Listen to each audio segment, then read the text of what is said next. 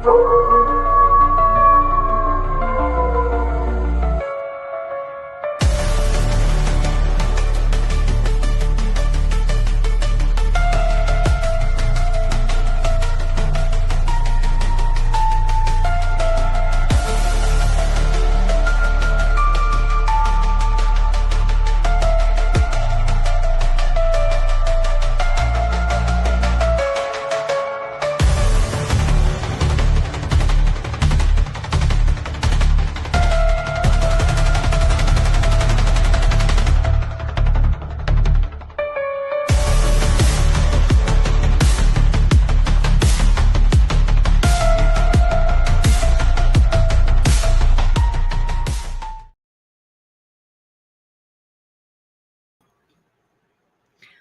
good evening, everybody.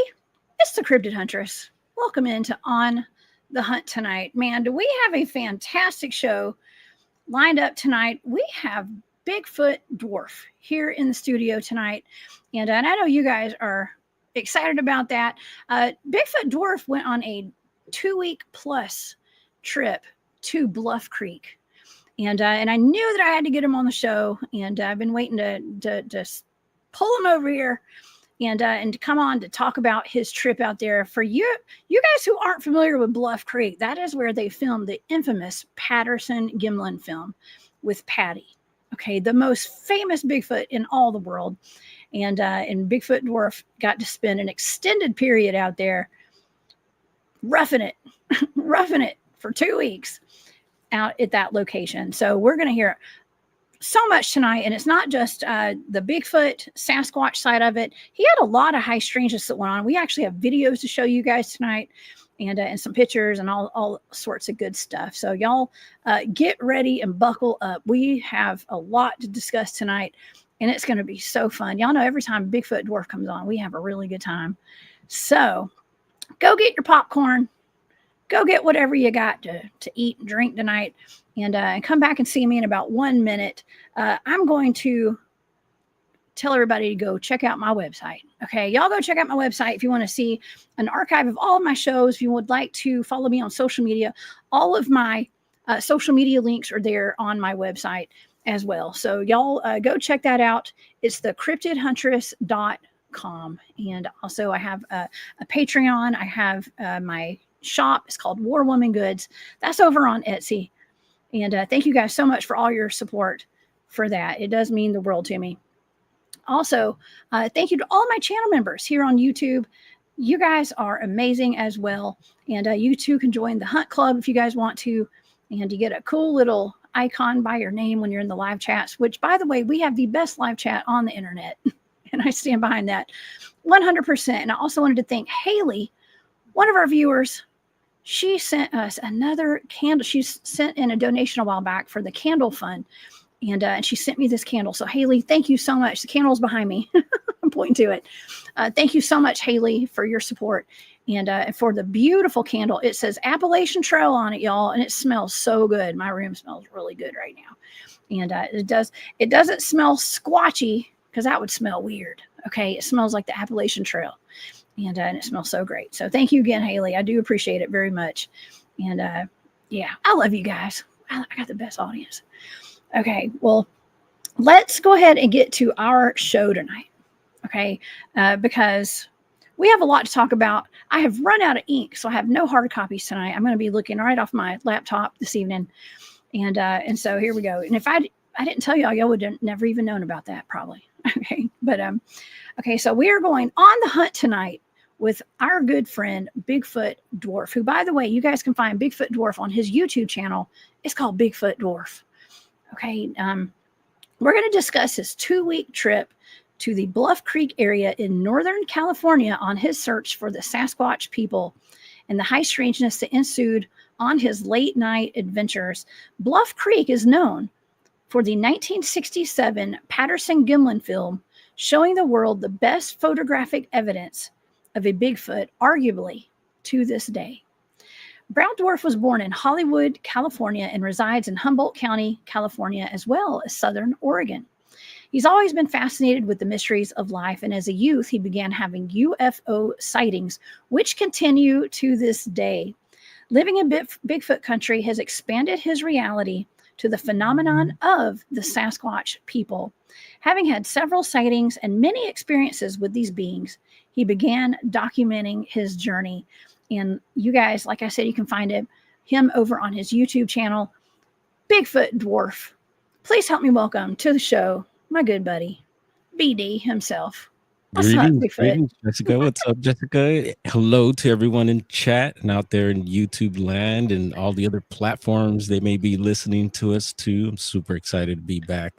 Thank you for the invite. Of course, of course. I was so excited to know you got back from your trip, and I keep up with you. I know it's been about a month or so since you came on. We talked about the alien TV interruptions. Yeah, that was a trip. Yeah. I couldn't believe that show took off too. We got a bunch of views on that. I noticed that. I wish, it was, something different. My main thing is Bigfoot, but you always take me outside of that that realm there with other topics, Jessica. And I thank you for that. And yeah, we stand up to the plate. We do the best we can. And it's super cool to hear that you got good feedback on that show as well. And hopefully we do the same with this one. I love the earrings. Thank you. My father gave me these earrings a while back, about a year ago. And so I had to wear my Bigfoot. I've got Bigfoot Dwarf on my show tonight. I'm talking about, I'm going to wear my Bigfoot earrings. Gotta let them earrings dangle. I love it. Those are for you. Okay. Thank you. For the occasion. All right. And they're sparkly. They got a little bling too. Hey. Blingy Bigfoots. I love that. I think Bigfoots like shiny things. So they do. I think they do too. And I think better than anybody, just as good as anybody, for sure. What Bigfoot's like, I hope right? So. Yeah. I think I know. We think we know. We think we know. We really, actually, we don't know nothing about nothing. Probably. Yeah, and it was a reminder, with this trip. Currently, I've been still here in Southern California. A lot of I'm in Los Angeles. I call it Los Angeles. It's been Lost. As crazy as ever, and it was good to get away for a while. For those that don't know, I actually used to live, like the bio said, it lived up in Northern California, Humboldt County, and got to visit a lot of the neighboring counties in the area, and they call it Bigfoot country up there for a reason.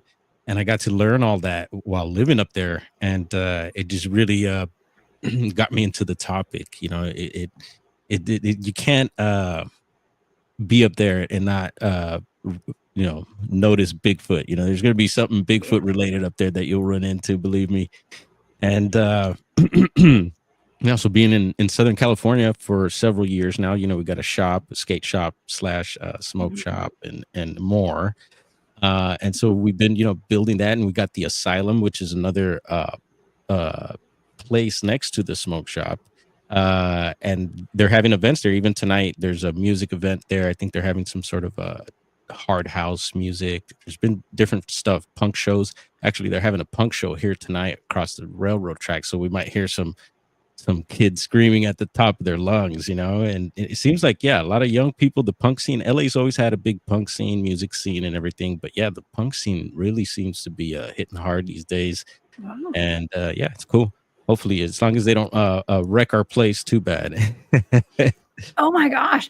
Well, hey, I'm all about people having fun, especially young people and old people alike. Okay. Just everybody go out and have fun. Listen, I spent some time partying in LA. For a series of years. Okay. For a series of years, I used to come visit quite often. And then I've heard you've done your thing out in the ATL too. Oh man. Well, ATL is a whole other beast. Yeah, we did. But, I haven't been yet, but hopefully soon. Oh yeah. Well, I'm not in the club scene in Atlanta anymore. That's for sure. But, but I am in the Bigfoot scene. I can show you where all the Bigfoots are. That's super cool. And Georgia keeps coming up on my radar, for Bigfoot activity and high strangeness. And I know you're definitely one of the people to tap into for that. But I've heard some recent Bigfoot reports out of Georgia.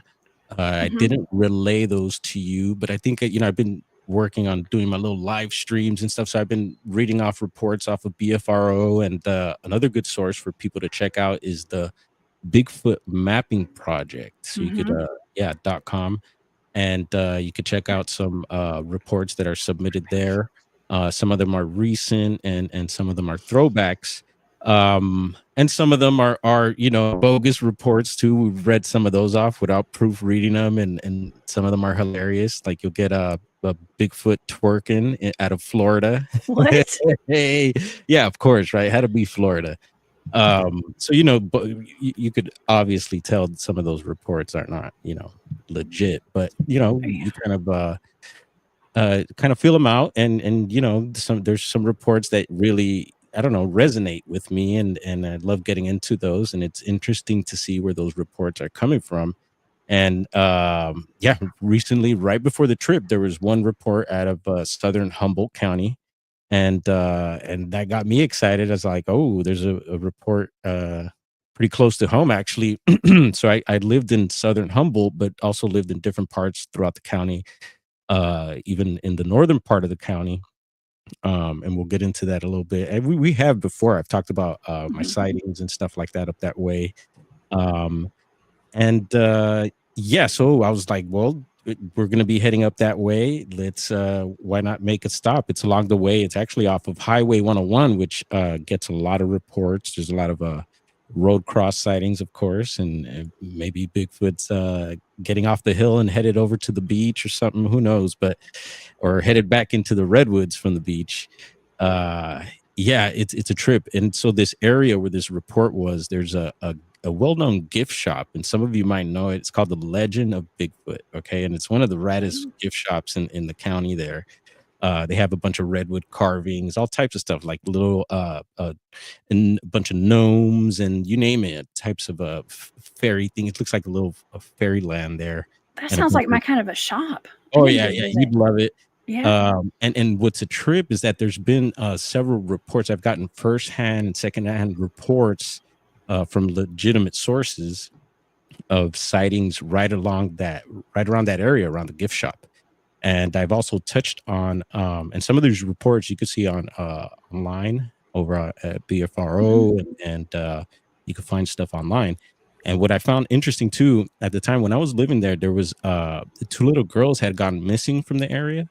Oh And no. yeah, for a couple days. And I remember when all that was going on, because we that's one of our topics that we're into, of course, right? Missing people.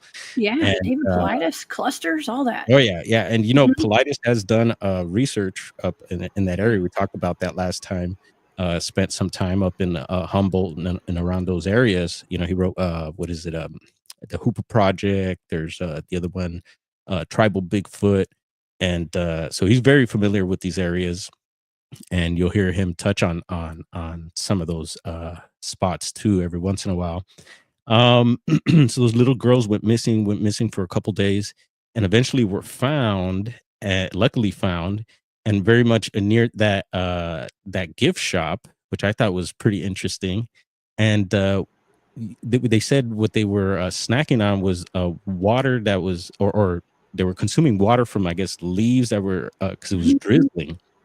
And which is interesting. We keep an eye on Wow. the weather when stuff happens like that. Um, but then they mentioned that berries kept them like they were snacking on berries. Oh. And I think The it one might have thing that we're always telling people, don't go pick the berries.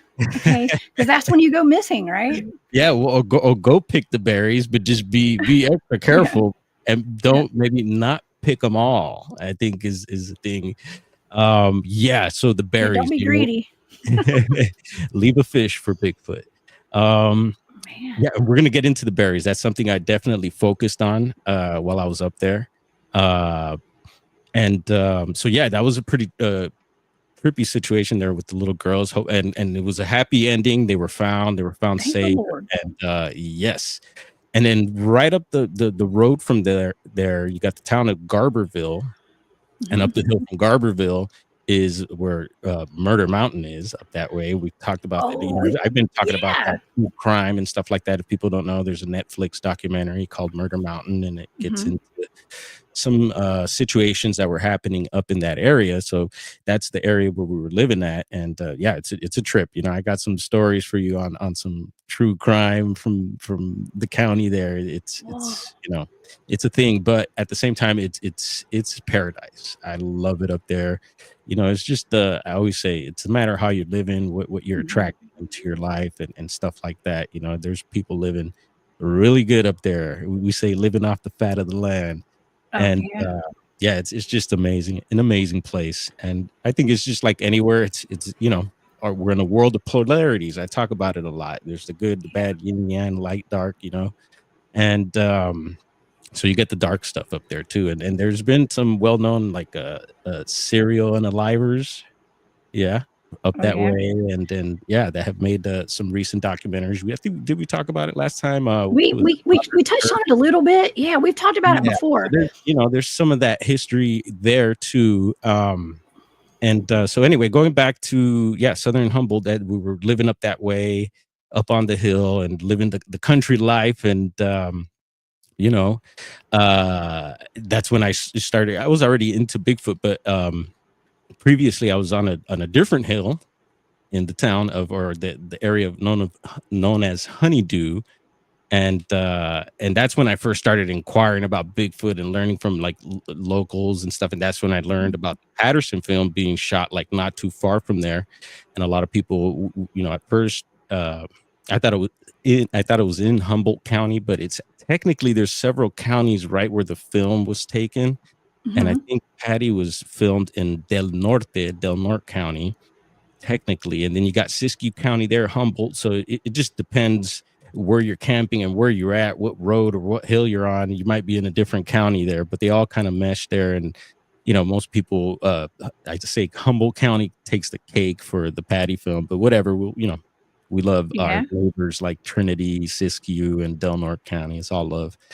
Um, but yeah, anyway, so the southern part of Humboldt, you know, when I started getting into this stuff, there's a right on Highway 101, you know, when you get into the county, you're basically going through the redwoods there, and there's Oh, state parks there. There's Avenue of the Giants, so it's just a detour through the redwoods. So you're off the highway, but you're going along the highway, and you could stop at these state parks. There's a bunch of state parks there, and you can check out all the big. You could go give the redwoods a hug, which I I love mean, doing. they're so big, Oh yeah, right? yeah, Um, and yeah. you said that is it the Forest of the Giants? You mean the giant Avenue trees, right? Avenue of Or the Giant Giants. Avenue? Okay. Avenue of the Giants. So yeah, Oh, that's a trippy name to give, and of course, it it's is. referring to the trees. But then you know, it makes me think, what other giants? The big hairy giants too. Exactly. That's And what I'm yeah, thinking. there's a history reports through the Avenue of the Giants there, Southern Humboldt. But for the most part, a lot of the reports that you'll see online seem to focus on the northern part of the county along the coast, and then inland from there, um, which will take you to the areas like the Hooper Reservation, and there's several other Native American tribes in that area too. You got the Yurok tribe and the Karuk, and I believe a few other smaller tribes also that were also in that area or could still be. And it's super fascinating to learn about them as well. You know, like we don't go up there thinking we're like, oh yeah, we're hunting Bigfoot, we're gonna trap it and bring it back down the hill or something like that. You know, it's nothing like that at all. I personally want to just be able to have another sighting if possible, and possibly capture, you know, some stuff like Roger and Bob did. It'd be amazing to do that, you know, Oh especially with man. some of the Yeah. technology we have now. You know, we were using thermals and got night vision and stuff, and thermal's the way to go. I think night vision is pretty cool unless you have some really military grade stuff. But Hmm.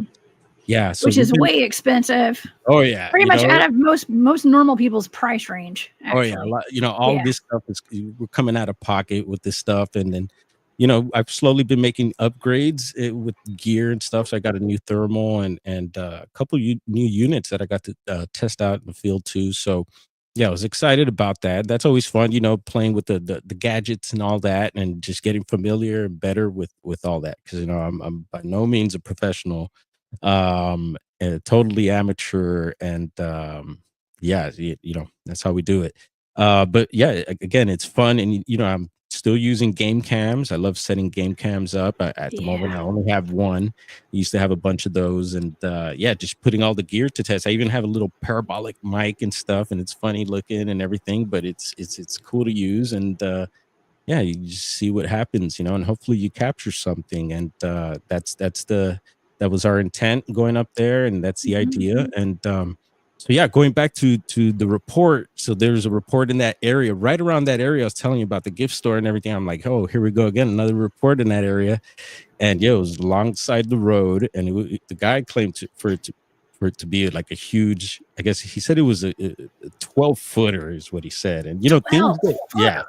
which sounds That's pretty huge. exaggerated, right? But things grow big in Humboldt. The trees. I was gonna say, if you guys got those redwoods out there, and it seems like the Pacific Northwest and Northern California, like the Bigfoots are bigger out there than they are down here in the South. Okay, we've got like the 6-7 footers down here. Okay, the Mhm. skunk apes and stuff, and I mean we have like 9-10 footers as well, but it's more common to have something that's not as big as you Right. guys would have up where you live. Yeah, Yeah. well, I think it's something about Humboldt County, and not only those redwood trees, but those other trees, wink, wink, seem to grow big and well there. The devil's lettuce trees, Yeah, right? oh, that devil's lettuce, dang it. Um, but yeah, it's a thing up there, and yeah, the culture's still there. Do we have a Bigfoot dispensary in Willow Creek? Make sure you stop by and see what Bigfoot has in store there for you. Oh, Um, interesting. Okay.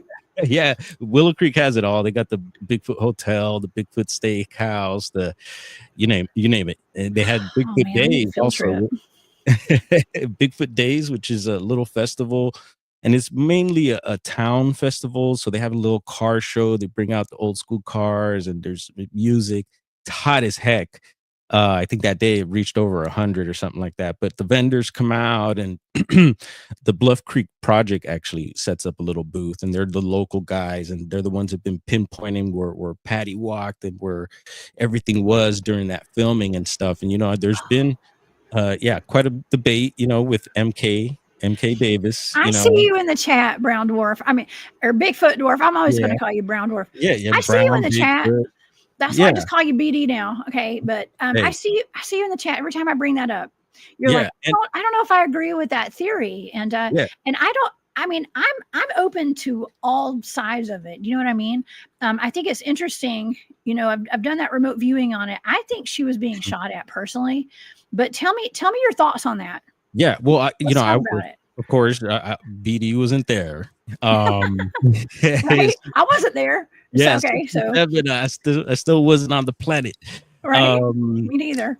but but it's interesting just how the story, like if you really get into the story, and I'm still learning, like every year I go up there, and I've been going up for, I think it's going on like 9 years now to Bluff Creek exactly. So you gotta remember that there's Bigfoots all around the county, not only at Bluff Creek.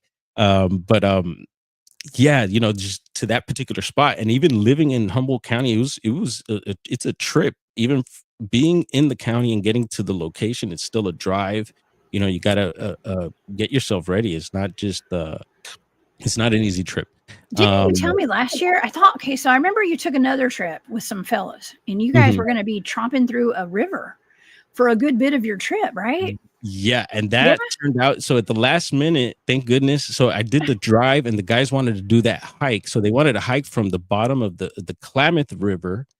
So that's way at the bottom of these hills where the Klamath flows, and all these Okay. different creeks from all these hills flow down into the Klamath, right?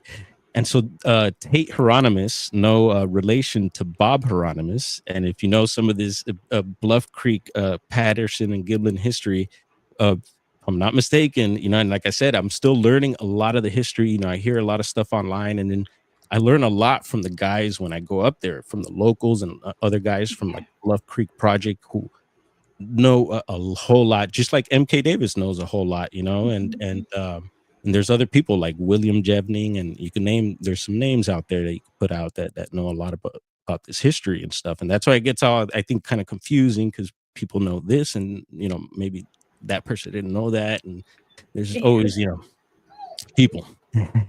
People, when there's a lot of people, there's problems sometimes. Too many But cooks in the kitchen sometimes. That's what it is. sometimes you got to get that out. But no, but yeah, I like to listen to all that, and I learn every time I go more and more. And you know, some of my friends are better at you know, relaying some of this information and stuff. And so yeah, Tate Hieronymus is out of Florida. He used to be out here in the West Coast, but yeah, he has the same last name as Bob Hieronymus, who was supposedly the guy in the Patty suit. You know, Whoa. yeah, Wait, yeah. that is a very unusual name. Is no Yeah. relation? No, not No that I know of. way. Tate doesn't claim, but yeah, who knows? But it's funny that he's into Bigfoot now, Tate, and you have these you know, last With the names. same name? Yeah. That is really odd. I've never heard that last name before. and Like that, so that's wild. and if I'm correct, too, you know, Bob Hieronymus still lives in Washington State, where Bob Gimlin still lives, and you know, they're neighbors and they don't get along. Oh, really? I don't know. Yeah. Oh I my think gosh, you got the tea, man. You got the hot tea tonight. I thought that was pretty interesting. Man, what a trip. So yeah, anyway, going back, so we're Southern Humboldt, so getting some reports. So I made a little stop in the area that I thought where the report was, and just took a little footage there and checked things out briefly as I was heading up into Bluff Creek, and made my little pit stops along the redwoods. I have so living there, I learned little areas where things would happen. So I'm a structure dude. I know some people are not into the structures and stuff, and Oh, and I structures, totally yes. get it. Yeah, it's weird. So when you get into Bigfoot, people will like gravitate maybe to a certain thing. Like some people, like Cliff Barackman, seems to have a Bigfoot fetish. He They specializes. like the castings. Yeah, Yeah. they're into the foot, the foot thing, you know, which is super cool. And then you'll have someone else that'll specialize maybe in like structures and stuff, and that's their thing. Or maybe I think it's David Ellis that does audio. They'll specialize in audio, you know, so that's super cool, you know. And so I think that's cool, because then everyone could come together and you know, kind of bring back some feedback, and sometimes that works out, and a lot of times it doesn't. But yeah, anyway, so where were we? Where were we, Jessica? Oh, well, hold on. I'm the host. I should know. Yeah, Okay. no, it happens to be. So No, anyway, just we're talking about making our way up the redwoods. yeah, going up the redwoods up to where your area is, and we were just So I made on your trip. I made a few stops at some of my all areas. all the Bigfoot tourist places. Okay, the Bigfoot steakhouse and Bigfoot Well, yeah, that's restrooms, and probably have Bigfoot rest areas probably up there. Right. No, but we have the Bigfoot Highway, which is Highway 96, which will get you to Bluff Creek from Willow Creek, or you'll go through Happy Camp if you're coming through Oregon. And Happy Camp, another great spot for Bigfoot that I'd love to explore. I hear a lot of stories, and you know, I like to stop there when I go through. But yeah, no, Southern Humboldt's got a new spot, Bigfoot Den, in the town of Miranda. So make a stop there if you're in the area. I've seen someone in the chat earlier said they were out in the redwoods, and I know Digger Dog, I see him in the chat, also was actually probably went through the area on his way over to Oak Ridge, Oregon, and shout out to everyone out there that went to the Sasquatch Summerfest in Oak Ridge, Oregon. And I hear those that festival is really good, and sometimes they get activity out there. So yeah, best of luck to everyone who went out there. But yeah, unfortunately, I wish I could go to both, but it coincided right with, like, if I would have done it, I would have had to spend one day up in Oregon and then get down to Bluff Creek, and that would have been pushing it. But yeah, hopefully one of these years coming up. Anyway, so yeah, made my way through. Oh, I know what it was. I mean, I don't know if we ever even finished talking about this, but how you guys were trotting through the river to get to where you were going. Yeah, let's get back to that. I don't think that we ever finished that thought. Yeah, so yeah, the idea was to sorry, audience. I'm sorry, y'all. Thank you for getting us back there. So but the idea was wait, don't lose that thought. I want to thank Kent Baxter real quick for that super sticker. Okay. He said that we do have the best chat around. Welcome, Dwarf. It's great to see you on tonight. Thank you, Kent. I'm so glad you're here. Thank you for that super sticker. Okay, Senor Baxter. Proceed. So we Okay. were Tate's idea was to hike from, Okay. which is crazy as heck, because in 67, what was it? No, 64. So even before like the Patterson film, for some Mhm. of the that may aren't too clear, because I'm not too clear on everything too, but uh there was activity happening up on the hill already. So the thing is that the way back when they first started building a road up into that hill up there, um at one point, some of the construction workers, and you might be familiar with this, were having some of their equipment and like these barrels of oil that got tossed into a creek and stuff. And there was a bunch of Bigfoot tracks, big tracks, around the work site. And so these guys were bringing these stories back into town. And I guess that, eventually it's when it made the paper. That was when it came out, Humboldt Times, and that's when they coined the term Bigfoot and all that. Mhm. um so there was stuff happening, and it could be, so you would imagine they're building these roads into these like virgin hills. Bigfoot's gonna be pissed. That's why they probably threw all that stuff over. But yeah, that's when Heck stuff yeah. started happening. And 64, I believe, is when they had this big old flood that came through Humboldt County and everything. And yeah, they got flooded out there, and that's it completely changed the river bar there. And then 67 is when the Patterson footage was taken. And yeah, we're going somewhere here. 1967. Okay. We're just Yeah, giving the 67. history of the area up there. Yeah, and Like so I actually have some pictures too. I was going to show some pictures yeah, of pull 'em up. Patty. Yeah, Okay, pull and her up. I don't have the. And Let's see. Here's Patterson and Gimlin right there. The two fellows that took the video, I believe, and that's Patty right there. And this is that suit you were talking about, just like a suit. Well, this was. They say this is the best attempt so far to oh recreate the gosh. 1967 costume. Okay, it would be that right there. Oof. So there's that. But this is the most famous frame out of that movie that they took, that film. That's where Patty looks back at the camera right there, and Frame that's 352, I think it is. yeah. That's all the stickers are based off that on everybody's cars. Oh Okay, yeah, that's that's it, and hats yep, and shirts. money shot. And what's interesting, if you look behind her, it looks like a big old X, ground X, with those two trees back It there sure behind does. her. Actually, Um, there could be some asterisks back there too, like all the trees. Not, I mean, yeah, who knows? There's a lot. yeah, It's, I and mean, there could be kids back there too. They say. right, and some of my buddies from Bluff Creek project will probably not have no comment on that, but they focus on the area and everything. So yeah, Tate wanted to hike up from the Klamath up to Bluff Creek, and the thing is that creek got washed out, so it's all gnarly at the bottom of the Klamath. There's all these huge boulders and everything, and so the guys went on the trip, and I opted out because I was tired from just driving up. It was 12 hours from LA up there, and I was just like beat the Oh. next day. I wasn't ready for that.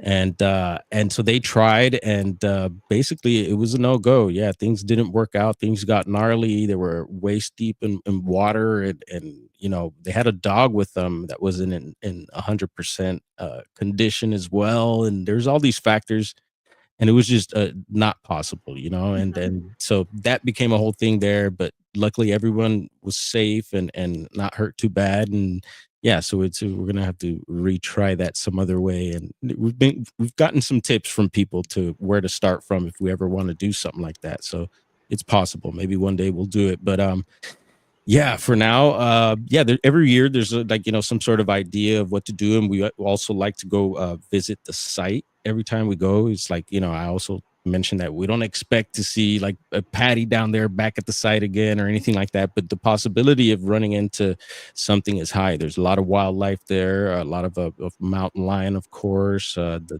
bears, uh, all types of stuff.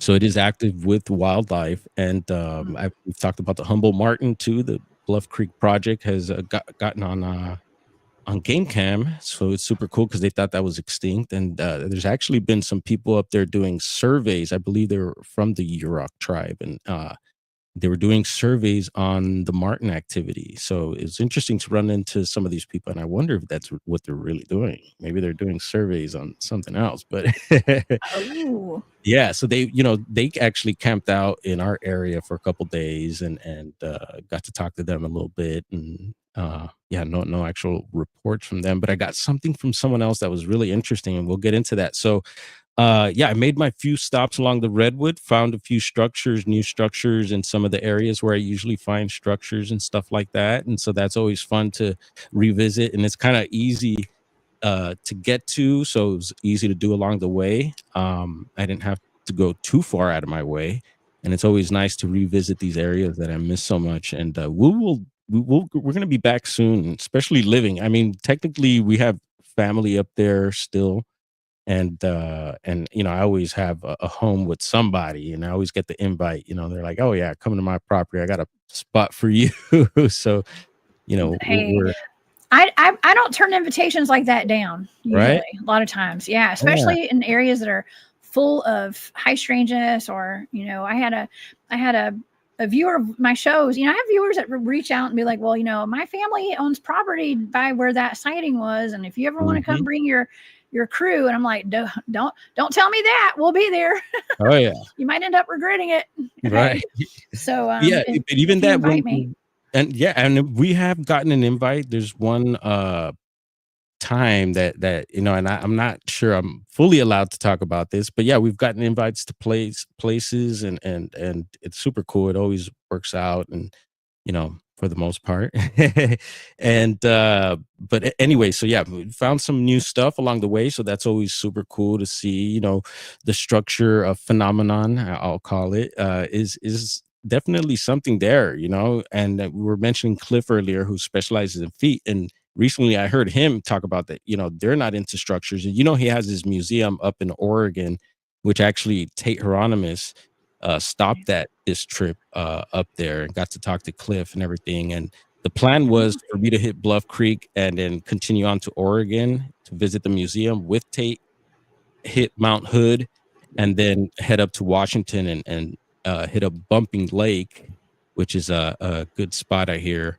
And wasn't able to do that for some reason. The creator said, no, you need to stay here at Bluff Creek. So it just worked out like that. And anyway, so finally made it up to Bluff Creek. Like I said, a 12-hour plus drive from here. And so I pull into camp, and Tate's there. So he drove out from Florida, was the first one to get there.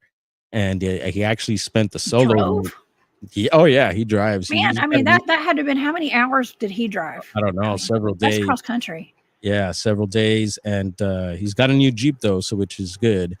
Yeah, but still, that's a long drive. You have Oh, to yeah. butt after a while. Yeah. Even from California, from LA, it was, long drive, a lot of gas.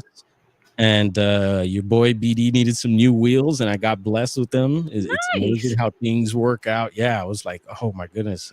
Oh man, you're part of the Toyota club. I drive a Toyota as well. Oh, right on. Are you a Taco or no, Forerunner? Okay. Oh, so, right on. Yeah, we had Forerunner before. Yeah, we got love for Forerunners. Yeah, so things will last forever. Okay, and I just got some new tires on mine this past year too. Some all-terrain, some Yokohamas or something. Hey, I got they cost more than my truck, probably. Okay.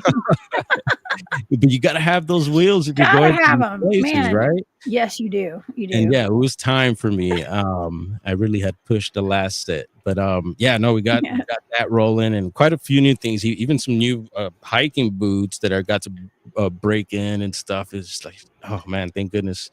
And so yeah, finally made it to Bluff Creek. So Tate was already there, and he had spent the night, and yeah, he's very much not into what we call the high strangeness of things. He's very much flesh and blood, and weird things have happened to him before. And one of the things he mentioned when I got there was that he had a case of sleep paralysis, and I'm sure he's going to be bringing this up on his documentary. So a lot of the guys people that we meet up with there make their own documentaries and stuff, and we'll shout out maybe some of their channels here in a bit. And I usually do when I jump on and when I do my lives as well. And when those docs come out, I share them out as well on my channel. So keep stay tuned, keep an eye out. And so yeah, I thought that was very interesting. But he, for him, the sleep paralysis is very, for him, he explained it in a very scientific way, which I get. I've heard explanations of sleep paralysis before, but I believe there's also, I guess you could say, a spiritual thing going on there as well, and it could be negative. A lot of times I've had sleep paralysis. I don't know if you've had it before, but it's been kind of scary, and Yeah. always not. I've had it. Yeah, so I've had that's when I've had my ET encounters. Okay. Actually, I had some sleep paralysis, and I wanted to point out that we have Adolf is in the chat as well, right on. and he is the subject of 10/11/02, that documentary out there in the Right. Sierra Mountains. Yep. Sierra Mountains, Oh yeah, Northern no, California, Sierra. right? Is that Northern Yeah. California? Yeah, well, yeah, Yeah. that's northern, and there's this southern side of the Sierras, and then it goes on up to Mount Lassen, and that's the beginning of the Cascades. So there's the Cascades meet the Sierras. I think that's a good spot to check out there.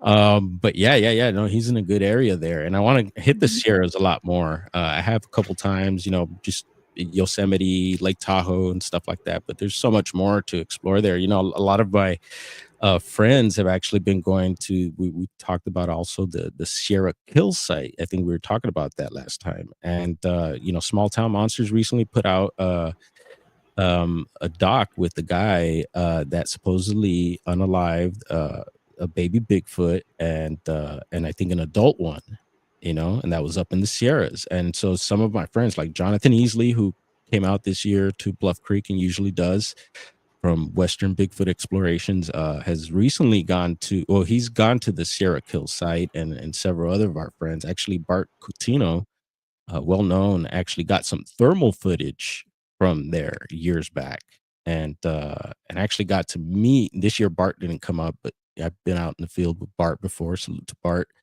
awesome dude.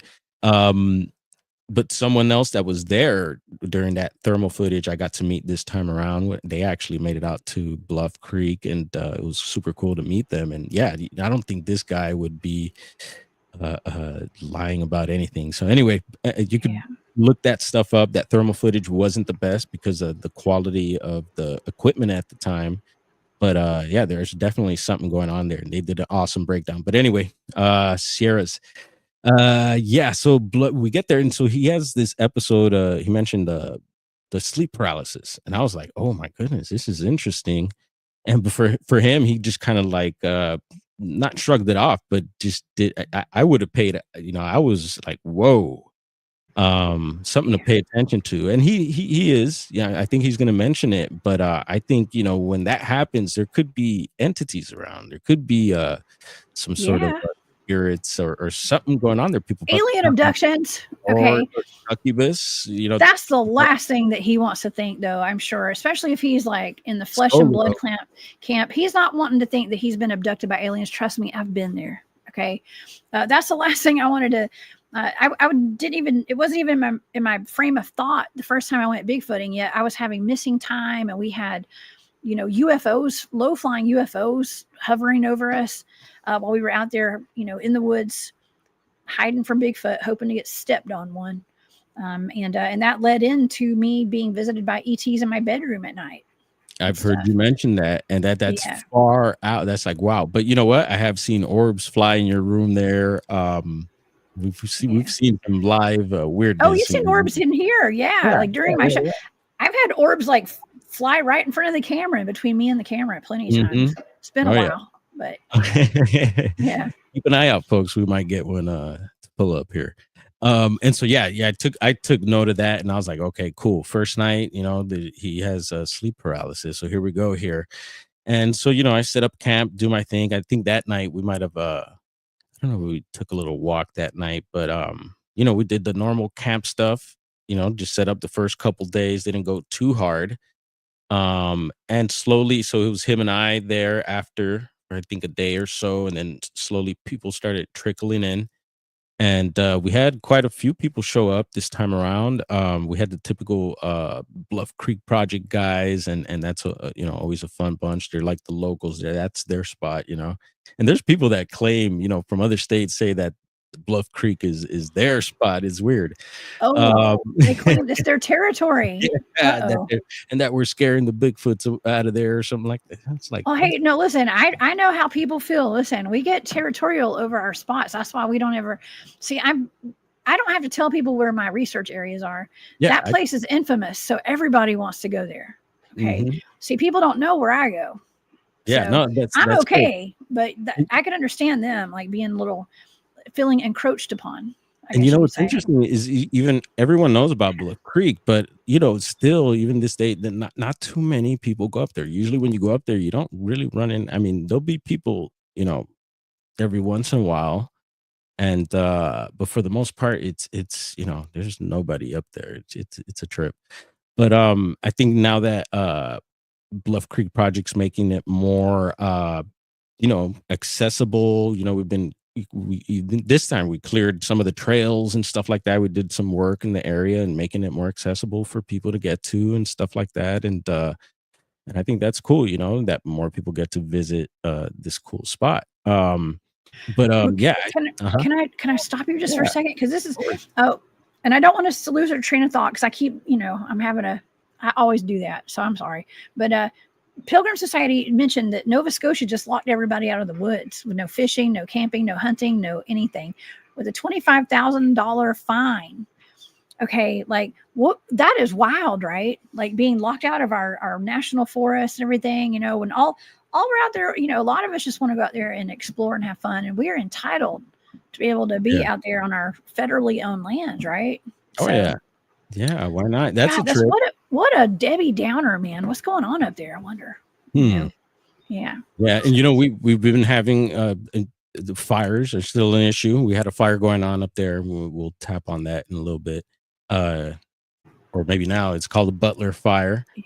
And that was burning up that way. A lot of times there's fires when we go, during the summer and stuff like that. Last year we went twice, so we got to go in July, also in October.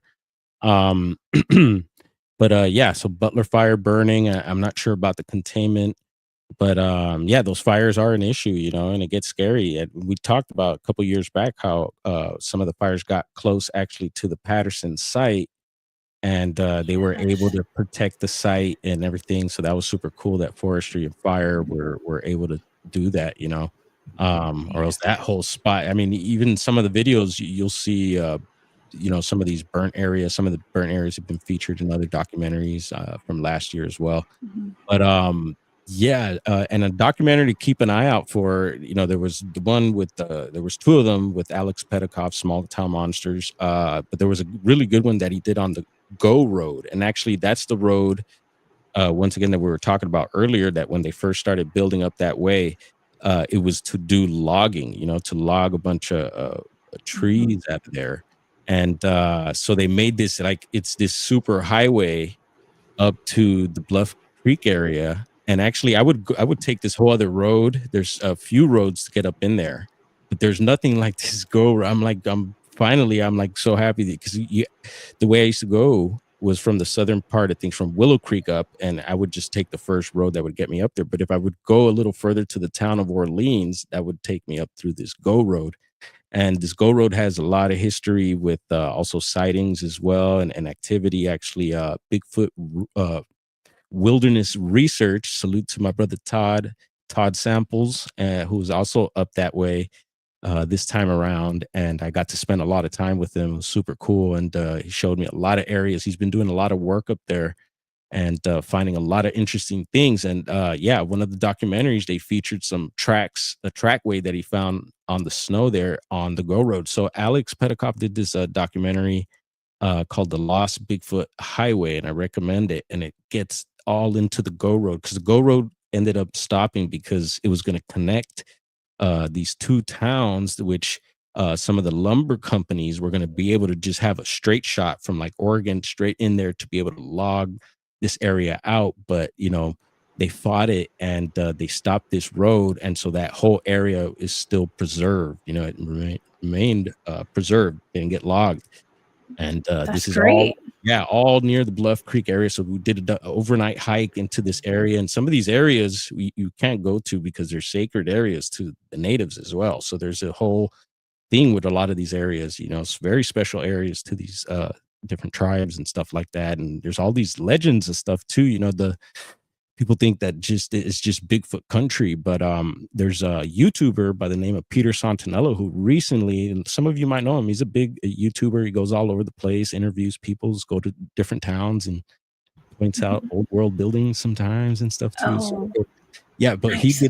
he recently did a trip to Humboldt County and did a 3-part series out of there. And and I recommend them all, and it gives you a good insight into Humboldt County.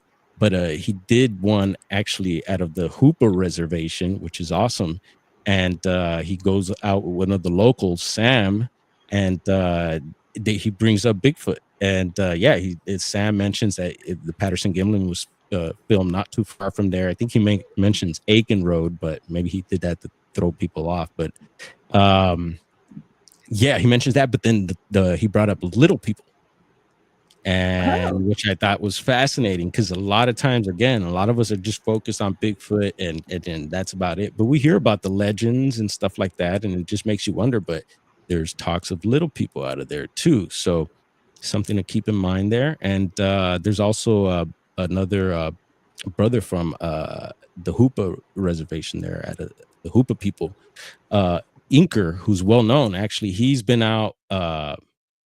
He's had his own Bigfoot experiences, talks, is preserving his culture. And he's talked in different documentaries and stuff. He actually went out with Les Stroud when Les Stroud did the Willow Creek episode, is Inker that he went out with.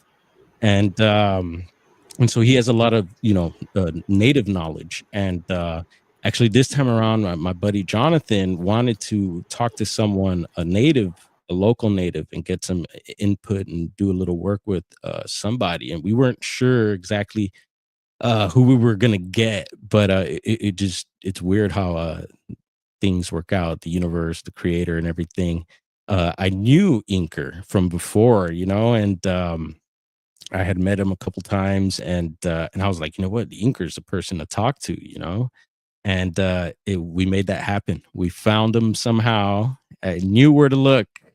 And we found Brother Inker, and we just got this amazing tour. We were in the Tishitang, hopefully I pronounced that properly. And he just gave us a tour and just was schooling us on some of the Hoopa legends and everything. And he's gotten into some, it's not only Bigfoot. He got into different things, like some of the hills there, them being like dragons and stuff like that before, different beings, and very powerful. Like my Alabama dragon. It sounds like petrified dragons, maybe? Yeah. You've been checking out dragons and snakes and all types of cool stuff. I just happened to pond them, actually. It's awesome. Yeah, well, that's how my life works. you know how it flows. So no, it's amazing. So I'm really excited about Jonathan and that interview and what else he has to offer from his trip. So that happened. And so going back to Bluff Creek, spending a lot of time up on the hill there, we're doing our thing, and certain nights we like to go out at night, walk the roads at night, no lights, and our thermals and audio and stuff like that. And some people are into, I'm not big into the wood knocking and stuff. Some guys are. Actually, my buddy Jonathan, I heard someone recently also say that they use a jam block. So he brings a jam block, like the instrument, and it makes an awesome like wood sound. So there's no trees hurt, folks, and it makes a perfect knocking sound. And so that's awesome to use. And we're always thinking of new ideas and stuff. A lot of the guys are some of us are pretty young too, and they're always coming up with new ideas and stuff, like Tate and another buddy, Ron, who didn't make it out this year. Actually, he went to Canada, and I heard he got some action out there. But they have this really cool projector, and it projects out like these, it almost looks like a rave, you know, these amazing patterns of different lights and stuff like that. And so Oh, a laser show, huh? yeah, it's a laser show. Giving them a laser show in the forest, and you know, Yeah. and to see if that would maybe attract something and stuff. So, you know, trying stuff like that, and hanging the glow sticks, you know. So we had this little rave got a night. little beat going. Yeah, no, it yeah, Yeah. and we can get the music down, like no music, Right. but yeah, Get the in my bongos head, out. I could already, I'm like, oh Yeah. yeah, you know, they have those what is it, those silent raves where you just It's a put silent headphones rave. on. Yeah, Yeah, you that's have not gonna do to anything for the Bigfoots, but all the researchers can jam out. Yeah, yeah, so, you know, that's just smart. trying different little things, and, you know, every night I would set up my game cam actually, facing my tent, so I would put it on the bumper of my truck and just facing towards the my tent and stuff, and just in case, you know, anything is lurking around my tent, I wanna know, Man, and, I've seen the video. We've actually got a video to show tonight, actually, of the cool, camera well, angle. That was very smart, and we do that on our base camps as well. A lot of times, we'll put cameras up facing our tents just to see what's lurking around. Because a lot of times they come up from behind our tents, whatever's out there. yeah, and so, yeah, hopefully, you know, we'll be able to pull this little bit of footage up, but so it wasn't, so it's not like you get up to Bluff Creek and the Bigfoots are jumping out and and vocalize it. It's not like that. You know, it's very much, for the most part, a lot of time it's just normal, and yeah, it gets creepy at night, even during the day, you know, and there's certain parts that are just kind of eerie. Like, you don't know if a freaking bear is gonna pop out, or a mountain lion, or, you know, or a Or, Bigfoot. or a feral person or anything. That Uh, too. Yeah, you know, we do have some yeah, I weird want to. I want to thank real quick before I was going to pull up that video, but I want to thank uh, Linez Lee. Thank you so much for that super sticker. I appreciate you so much. While you're talking, I'm going to be pulling up the video because it's going to take me just a right second. on. Okay, so if Yeah, you're so, wondering you what know, I'm doing, I'm pulling up the video. yeah, Okay. so we're doing our thing, you know, every you know, maybe during a certain day, there was a certain day I went and did solo hike, you know, checking out new logging trails, trying to, you know, explore new places I haven't been to, getting out of base camp. And we love base camp, you know, some of you mention it a lot. It's cool to just sometimes chill. Even Digger Dog, he's one of those types. It seems like, you know, he's let it come to us. And I believe that works too. You know, if you're just chilling out and putting off a certain vibe, maybe, you know, I believe they come into camp and check things out too, you know. But it's, you know, it's also, I love to go check out new areas and see what's happening in other places. And there's just so many hills, so many old logging roads, so many places you could hide and go. It's a trip, and it's fun bumping around those hills, let me tell you. And especially at night too. And so, you know, we were trying different things, you know, and nothing really happened, like, as far as like any loud vocalizations or anything. um and let's see here, so there was, maybe let's get into the third night or so, we had gone, so there's Louse Camp where we were camped at, and if you've seen the movie Willow Creek, you know, check it out if you're into like creepy Bigfoot movies. There's an awesome swimming hole there, and the water in Bluff Creek is amazing, super clear, super cold, and I recommend the cold plunge if you ever get to visit. And Oh, the we Misogi kind of. That's what we do Ooh, that too when we're out in the field doing our Bigfoot research. We have oh yeah, a cold spot we go to. I mean, the water's really awesome, cold. It's a cold yes, hole. The Misogi hole is what we call it. right Yeah. on. Well, we have the Yeah, Bluff it'll Creek sober hole. you up. Okay. Yeah. This thing Just saying.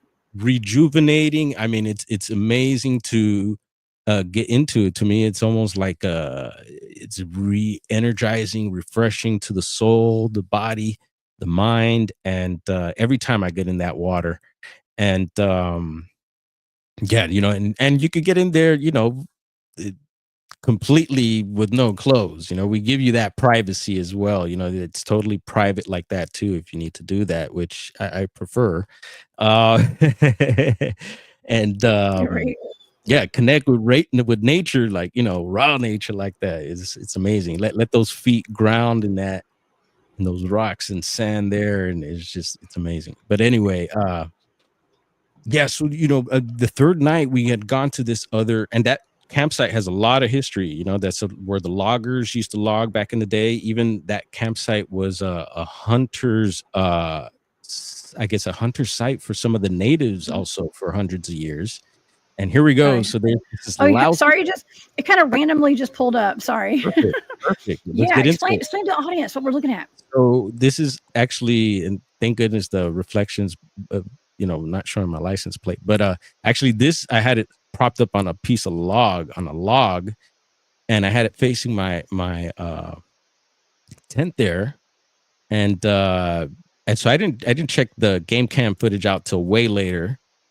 And there's some clips where I noticed that, this could be, I get that this could be confused for dust and stuff like that, but I went through the footage before it and after it, and there's a little light there. I think that's me coming from another area where we're all hanging out at.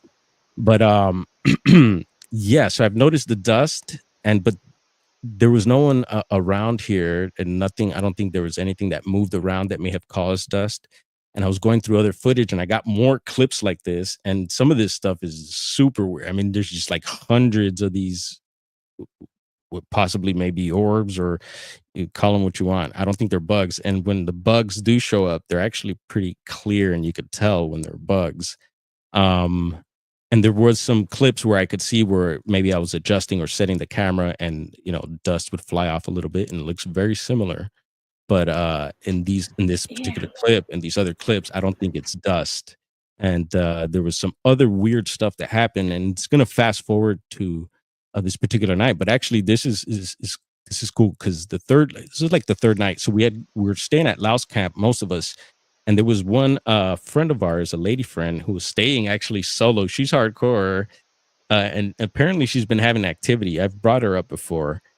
She was staying up at this other spot, which is on the ridge. So we're like at the bottom of this particular area. We're like down in a bowl where Laos Camp is, and this ridge top site. And actually, you get a little cell service up there. You might get a bar or two. I think you did a video from there, didn't you? With your buddy? We've stayed. I saw that. Someone went live, I think Brent, and we'll talk about him in a little bit. Yeah, so she was staying up there, and so we went to go visit, go check in, see what's up, say what's up. Actually, that night there was a couple other people, Damon Irons, who's been on some Small Town Monsters documentaries, and a couple other people were up there with her, and then we went to go check in on them. It was nighttime, and we pull up, and we're all talking, and I look up in the sky. I'm using my psionics to kind of scan around and check stuff out, and then I noticed this little red, like it looked like and keep in mind there's these fires going on, but it looked like an ember. And that night it wasn't too smoky. It looked like a little red ember flying above the trees. And I heard you talking about this, I think recently, almost something orb or something like that. It was flying above the tree line. And yeah, this was right above the trees, and it was just moving slowly. So I thought maybe like a satellite at first, but it was reddish. And then it started doing this weird little like motion that I know satellites don't do. And I was like, oh, this is something there. And I didn't give me a chance to pull out my camera or the psionics or anything. It just kind of disappeared. And it reminded me of like an ember. It looked like a color of an ember. I was like, whoa, it's trippy. And I mentioned it, and everyone's just kind of looking at me like, what? No, red is a common colored light that we see out there. Actually, something like reddish orange. We see that a lot, and we've actually been connecting that. A lot of times when we've been out there, we connected to ET activity. Yeah, well, that's interesting because let me tell you this. So I mentioned the people, the young people doing the surveys up there and stuff, and doing it for the tribe and all that. Well, there's another, and I'll try to like keep her low key. But it was another person that was doing some sort of work, and they came by and actually shared with us because they actually live at the bottom of this hill. At the bottom of the hill is I guess just a few properties I haven't seen. I've only heard. So not too many people live in that area, and just a few people at the bottom of the hill. The rest of the hill is all a Six Rivers wilderness. And I guess she stays down there, and she says she's not a believer. But she was saying that the people she stays with on the property have had sightings, and neighbors have had sightings, Bigfoot sightings. Okay. And which is expected, but it's super cool to hear from this particular person. And I was like, wow, super cool. We're having this conversation. And they said, and UFO sightings. And I was just like, oh man, there it is. Just like a lot of us don't like to, mesh the two, but it comes up. It's a thing. The strange lights and Bigfoot activity Bigfoot. seems, Yeah. yeah. And it was interesting that she mentioned that. And so I wanted to ask more, but I wonder if it was related or separate. Do they feel, and once again, on that interview, on that documentary about the Go Road, they interview a local man who lives at the bottom of the hill also. So they must know each other. And he talks about his wife. He smelled things, but he never seen anything himself. But his wife and neighbors, he says, have had sightings at the bottom of the hill there, which is fascinating to hear. And yeah, just you're hoping that you could have a sighting yourself. But let me tell you, so fast forward, we're checking out a lot of these different spots that we go to, Layered Meadow, and there's different spots we're hitting up at night and just chilling out, walking the roads, Thurman, and not much was really happening. Okay, that's what it seems like. So things were just kind of subtle, maybe like might hear a little stick pop or something like that, but nothing major. But people were having, there's something about Louse Camp because you're in a bowl. And so they say when the creek is going by there, you get a lot of audio pareidolia. So you'll hear what sounds like voices and stuff like that. But a lot of times it's because of the water, but it also could be that there's something there because some people do claim that Louse Camp is haunted. And for example, Tate Hieronymus had his dad come out, and I'm sure he's probably talked about this before on live or on a podcast. But his dad and this lady that was staying up at the cell site, and this was years back, they had a sighting at Louse Camp, and it was of an apparition of what they claimed to be a Native American woman. So they seemed like a ghost Oh, at this camp. And this is back in the area where I had my tent set up. And then James Bobo Fay, y'all know Bobo. Bobo. Yeah. Yeah. Yeah. The He's had Bigfoot show. Oh yeah.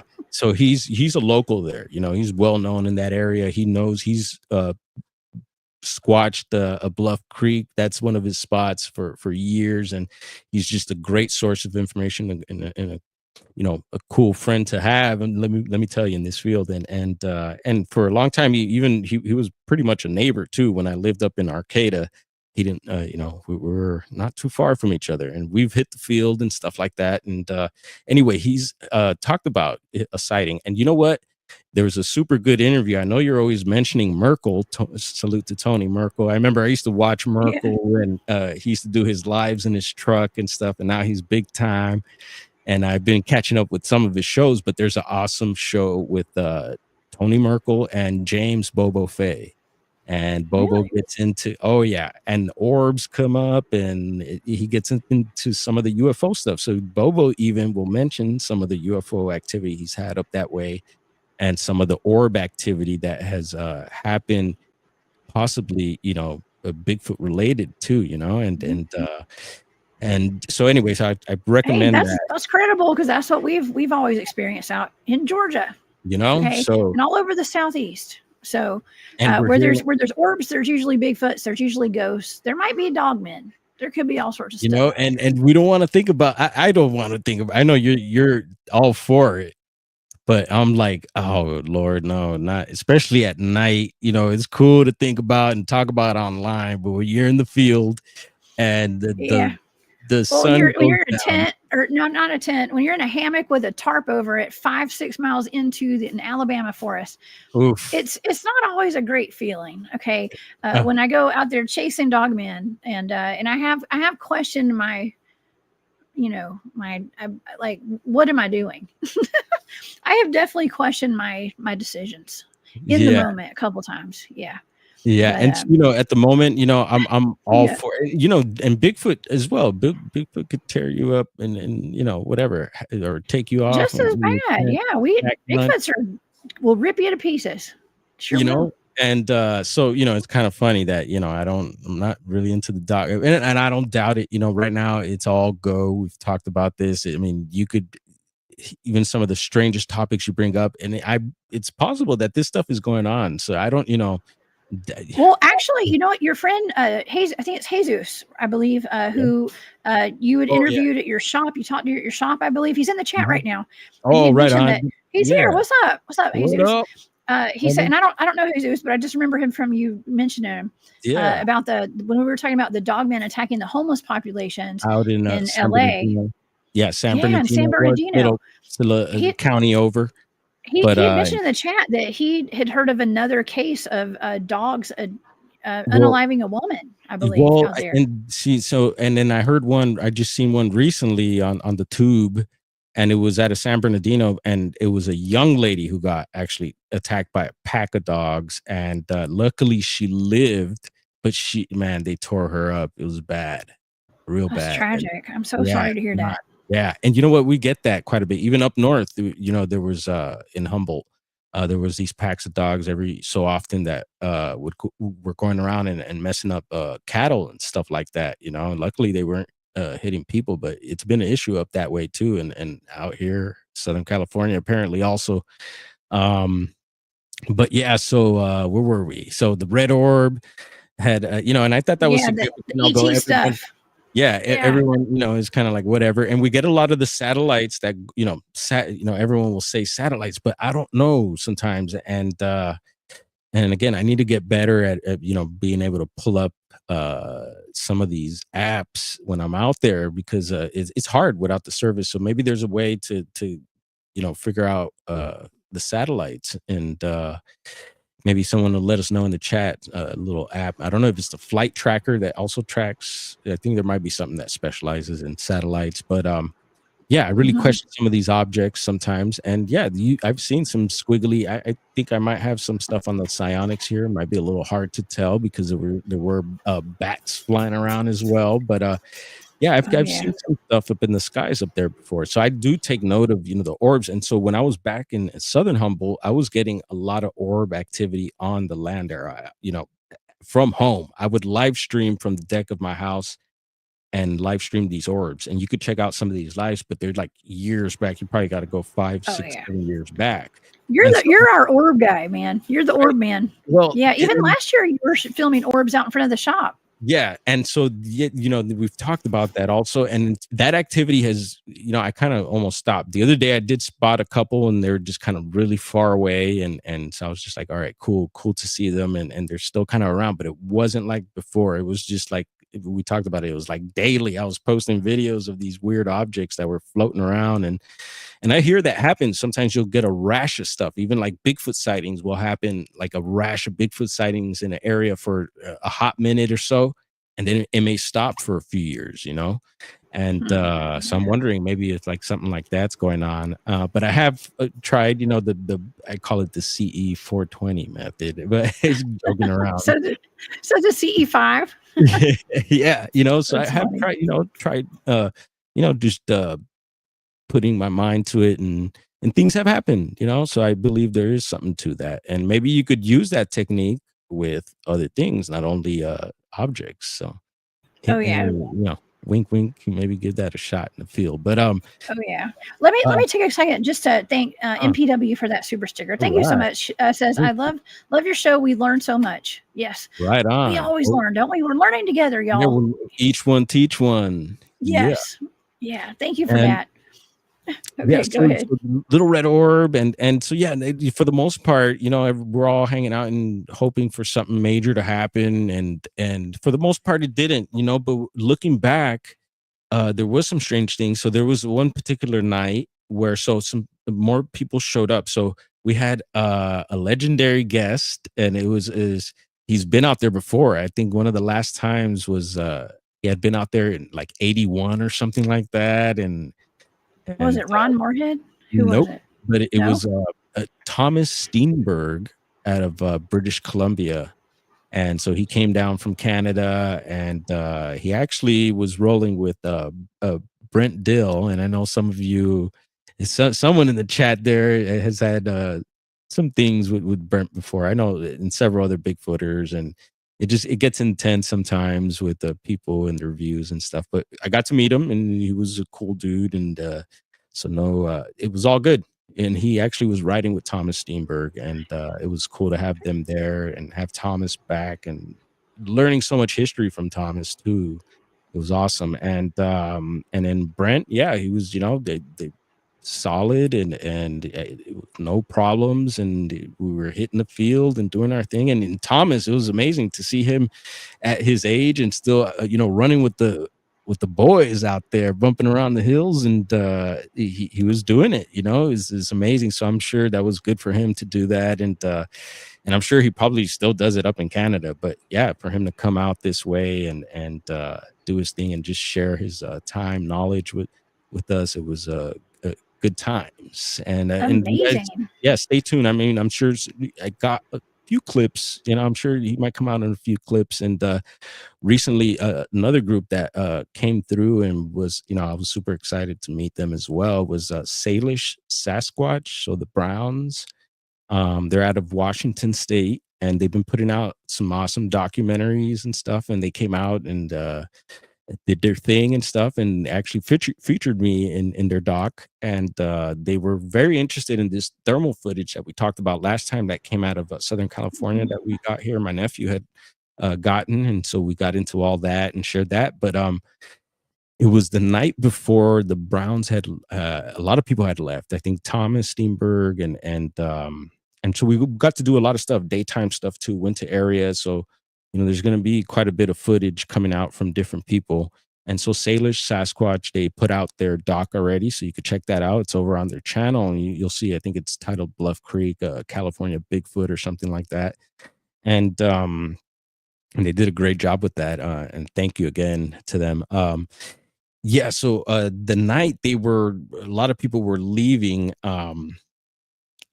There was we stayed up till like 4 a.m. It was like Jonathan Easley and I were like the last ones to head to our tents, and it was like a little before 4. And here we go, all aboard. We got the train coming by here.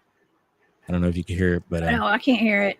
oh No, yeah, I feel like I usually end up being one of the last ones up too every time we're at camp lately. oh I don't right know. on. I don't know. I'm not saying I'm one of the young. Well, no, it depends on what group I'm out with. But a lot of times, a lot of my people I go out with are a lot older than me. Okay, Yeah. so they like to go to bed a little early, and I'm getting old myself. Okay, Mhm. but I still like to stay up. I'm like, well, I came all this way out here. I'm staying up Gotta do it until and the sun comes up, man. We're staying up. So yes, that's the thing. Yeah, I'm when determined. there you go. Yeah. You got to find that energy too. When you get to these Yes. places, for me, 12 hours, and then you got to find, get that, and then you're sleeping in a tent or like whatever your quarters is, Yeah, it's sleeping in not your super rig or comfortable. whatever. Yeah. So you got to really find the energy, and hopefully you You don't gotta love it. You gotta love what you're doing. That's Yep. that's a secret. make Yeah. sure you don't party too much, and you're able to get up in the morning and get out there and do stuff.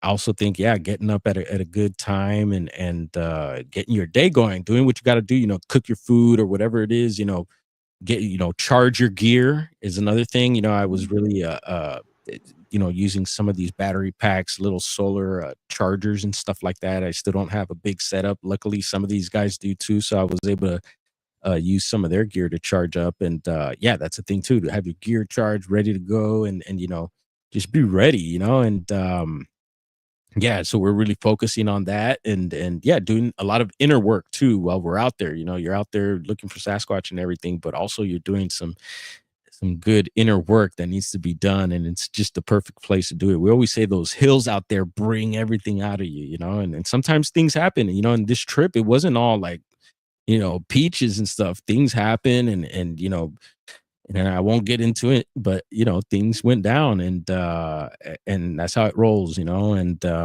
we just do our best to be do good, and do right, and yeah, have a good time. But so this particular night, people were getting, starting to leave, and we did, quite a bit of recording and checking out places and some night stuff. And this is still the first week, but yeah, so this particular night, 4 a.m, and Jonathan's getting in his tent, and he's on the opposite side of the campground. There's people camped all over the place. There was also some friends of ours that have been coming in from Reno, and they brought their son and stuff, and it was just a good crowd out there. And even though there's a lot of people, the campground's perfect. It was able to accommodate everyone, and it seems like a lot of people, but still, it's still good. It was all good.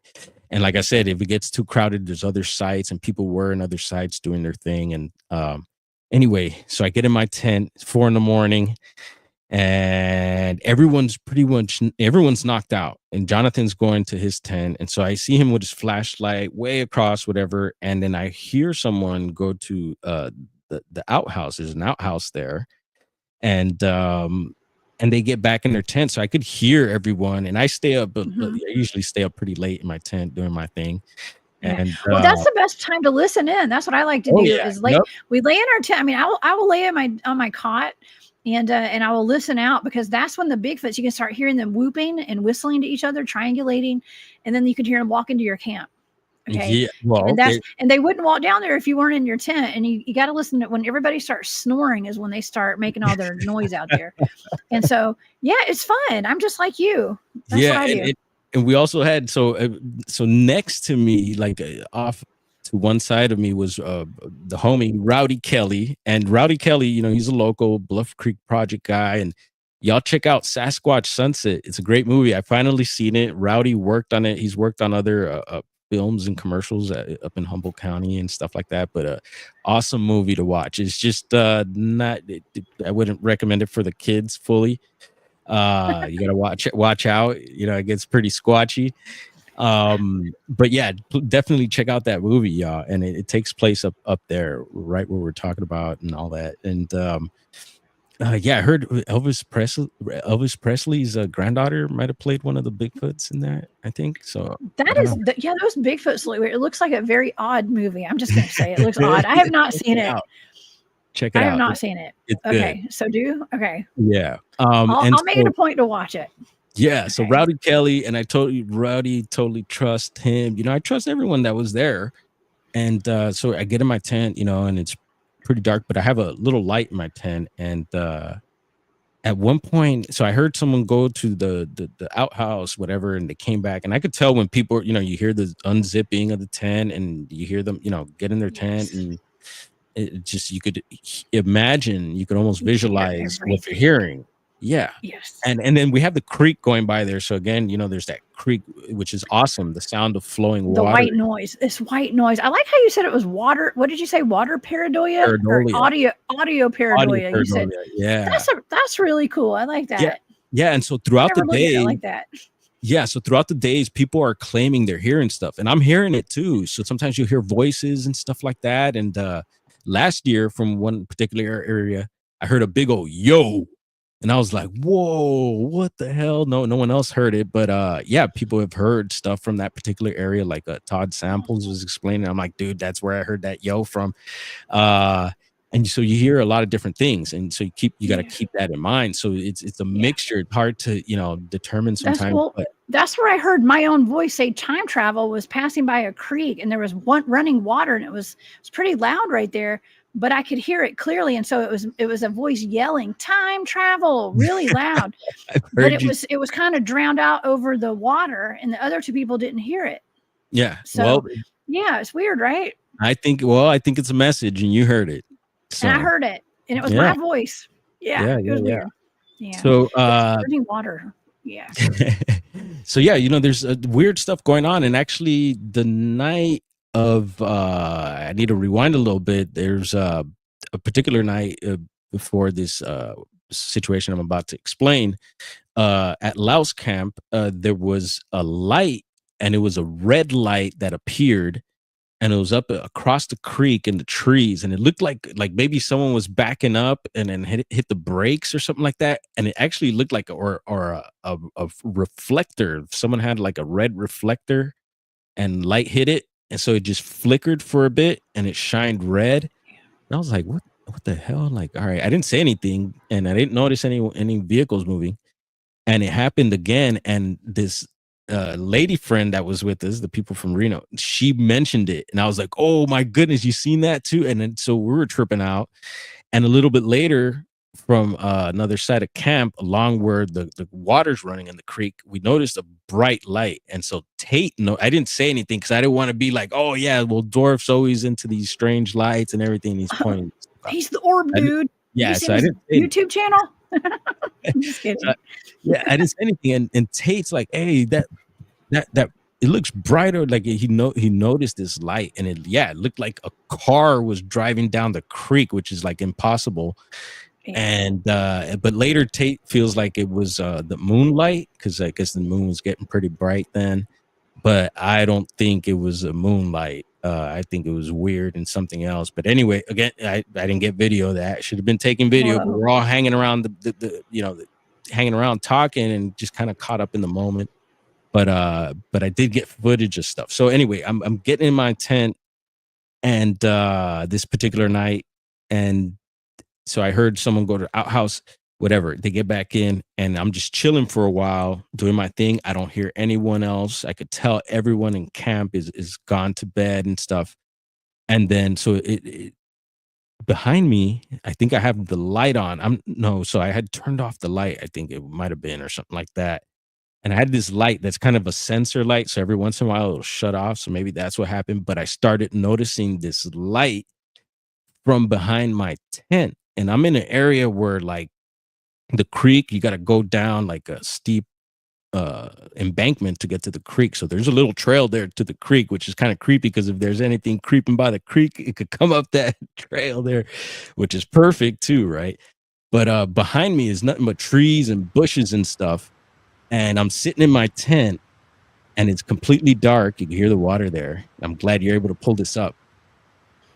And so I'm sitting in the dark in my tent, and I'm like, oh my goodness, I'm noticing this light. But see, in the video, it looks like the light's coming from in front of the tent, but really it was coming from behind me, and it was lighting the front of my tent up. So it was just weird. And I was like making sure that was what was happening. And it freaked me out, because I know there couldn't be anyone really behind me. Last year I had gotten some footage, and see, it would light up a little bit, then it got dark, and I'm just like, all right, let me record. And I didn't want to say anything, and I was tripping out here. I'm like, there's something here, and it's not our people. And so I'm recording, and you'll see the light will get intense here in a bit. There it goes again. It's real dim. That's pretty bright. Yeah, and that looked like almost like someone turned on the flashlight or something like that. It did, and that's when I asked you when I first saw this last night. I was looking at it, and I was like, "Are you And I asked you today. I was like, "There's nobody behind your tent, like a walking in the woods to go to the bathroom at night. No flashlights, no nothing." Yeah. No, wow.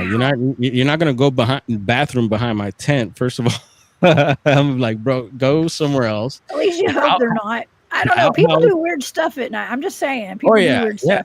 Yeah, no, and believe me, I would have been hearing, like, if there were anyone, and then if they were doing weird stuff, I'd be like, yo, don't do your weird stuff near my tent, but whatever it was, I could feel inside me. And it reminded me a lot of times when I would look at these orbs from the property. Sometimes I would engage with them, like just like staring at them so long that I would almost freak out, and I would go inside the house and kind of take a break. And I felt that feeling. It was like something's there, and I could hear a little something, like little pops and stuff, and some of it's recorded here. And so I could sense something was out there too. And it wasn't like your normal, like, I think if it were someone maybe going through their, you could hear like maybe a sniffle or something, a fart or something. Wild man in the chat. There you go. I know. Wow. Sovereign Cosmic Wild Man is missing the fart conversation right now. Okay. Yeah, maybe we'll summon him. Yeah, or he better watch the rerun if he's not in here tonight. I know. Or something, Shout out. Yeah, but I could sense inside me that it wasn't it was something, and it wasn't normal. And so I just stayed quiet, recorded. And I have more clips of this, which eventually later on I'll put together and share it. Actually, my computer, my phone and stuff, a bunch of stuff is full of data. So I have to get hard drives and all this stuff to clear space. But soon, folks, we'll be having some videos coming out.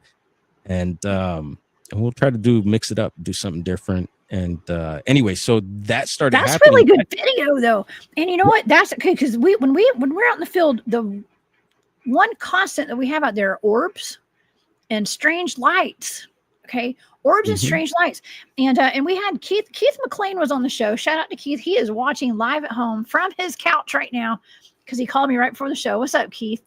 And I was joking around about how my mom had told me, she was like, Keith is probably the most qualified Bigfoot researcher you've ever had on your show, Jessica. Hey. You know, he's somebody who's not public whatsoever. He's only done my show, I think. He never talks about Bigfoot publicly, but he's a wildlife biologist and all that. And so, yeah, he had talked about the light that like showed up in our base camp that night, and it was like a little light, and it almost like it had an aperture to it, and it got bigger, and it's very similar to what we just watched right there.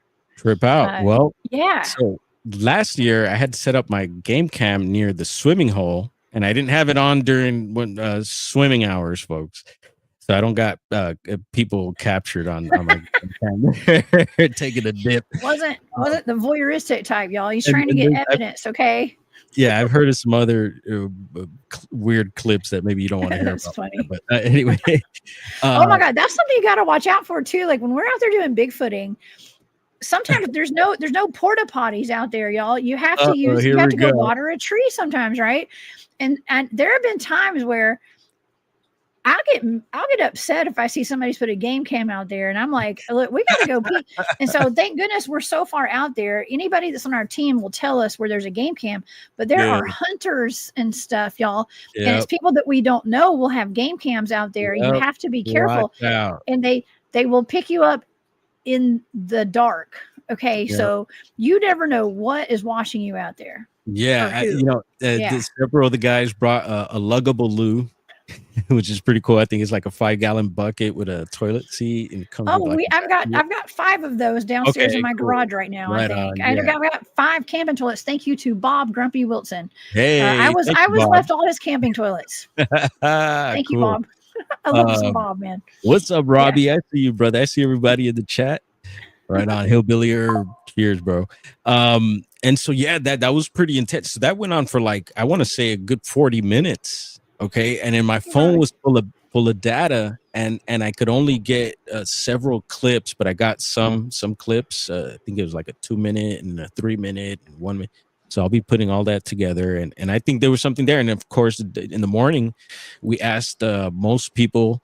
Some people had already left, but yeah, and even with Rowdy, and Rowdy's pretty straightforward with everything. And, he's like, oh yeah, we got to do a remake, of this. And I would imagine he'd probably, test out flashlights and which would be cool to do. But we didn't do all that. But I truly feel that there was something there. So along with this light, Jessica and everybody was this smell. Okay, and it was a sewer smell, so it wasn't the outhouse. Are you sure nobody was using the bathroom behind your tent? I'm just kidding. You know what? That came up because the girl that seen the red light the other night, that their camp, she had her partner with her and her son. They got the smell during a particular day, and they came over and we talked about it, and we're like, well, could it have been someone that, maybe got, but you normally don't smell the outhouse. And if you do use the outhouse has a particular smell, and which is sometimes you get a whiff of it. We get that sometimes. It never throughout the years there, I've never gotten a whiff of the outhouse or anything like that. So that's what's super cool about it. But yeah, so I don't think it was that. And they mentioned that they were like, hey, we got this gnarly smell over here, but it's like, well, someone did use the outhouse, but I don't know. Anyway, so we just kind of, I interesting. I took a note of that, and I'm like, okay, well, I didn't smell it, but this night when the light came on, I got this. It wasn't the outhouse. It was like a freaking sewer smell. I'm staying in LA. I know what the sewers smell like, and so it wasn't like a poopy smell. Oh, it was just like a sulfuric sewer. No, it wasn't. It wasn't sulfuric. I know a lot of times they report sulfur, so I'm like, I was looking for like a sulfuric smell, and I'm very, I've smelled sulfur before, and it wasn't like, maybe there was some sulfur in there, but it wasn't. Sulfur didn't come to my mind. A sewer came to my mind for some reason. Yeah, and it was getting intense and more intense and more intense, and I was just like, "All right, bro, I get it. Like, I smell you."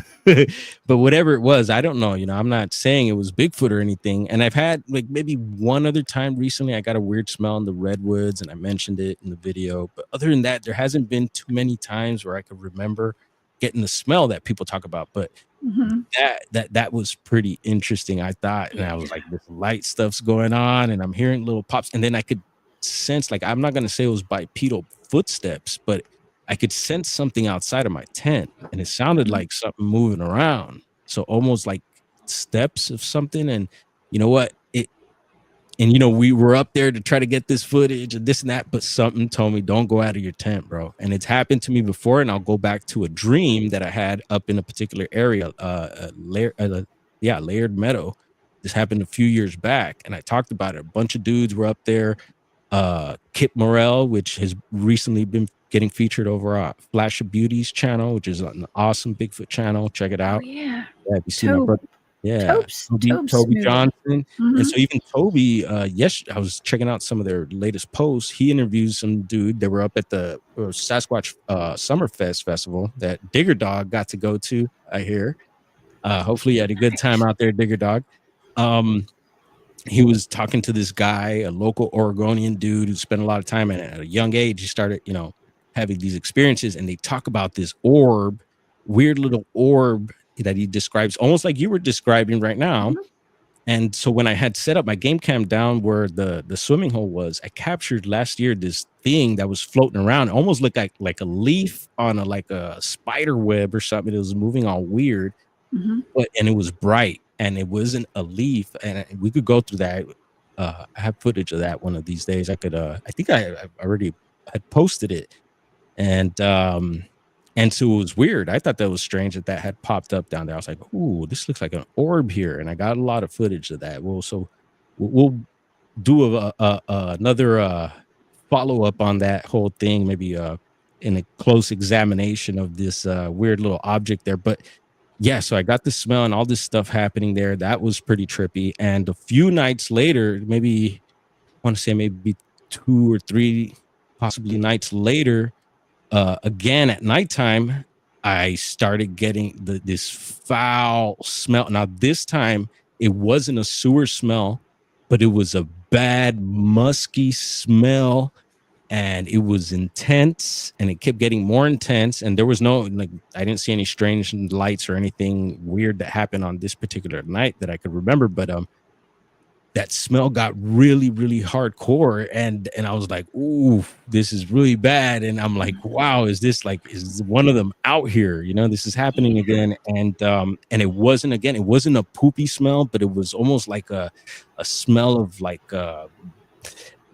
bad breath, almost like this decay. And yeah, it's what I came to mind. It was horrible, and I was like, "Darn, Bigfoot." Well, I'm like, if that's what they smell like, well, I'm like, oh man, going face to face might be a little tough. I know, right?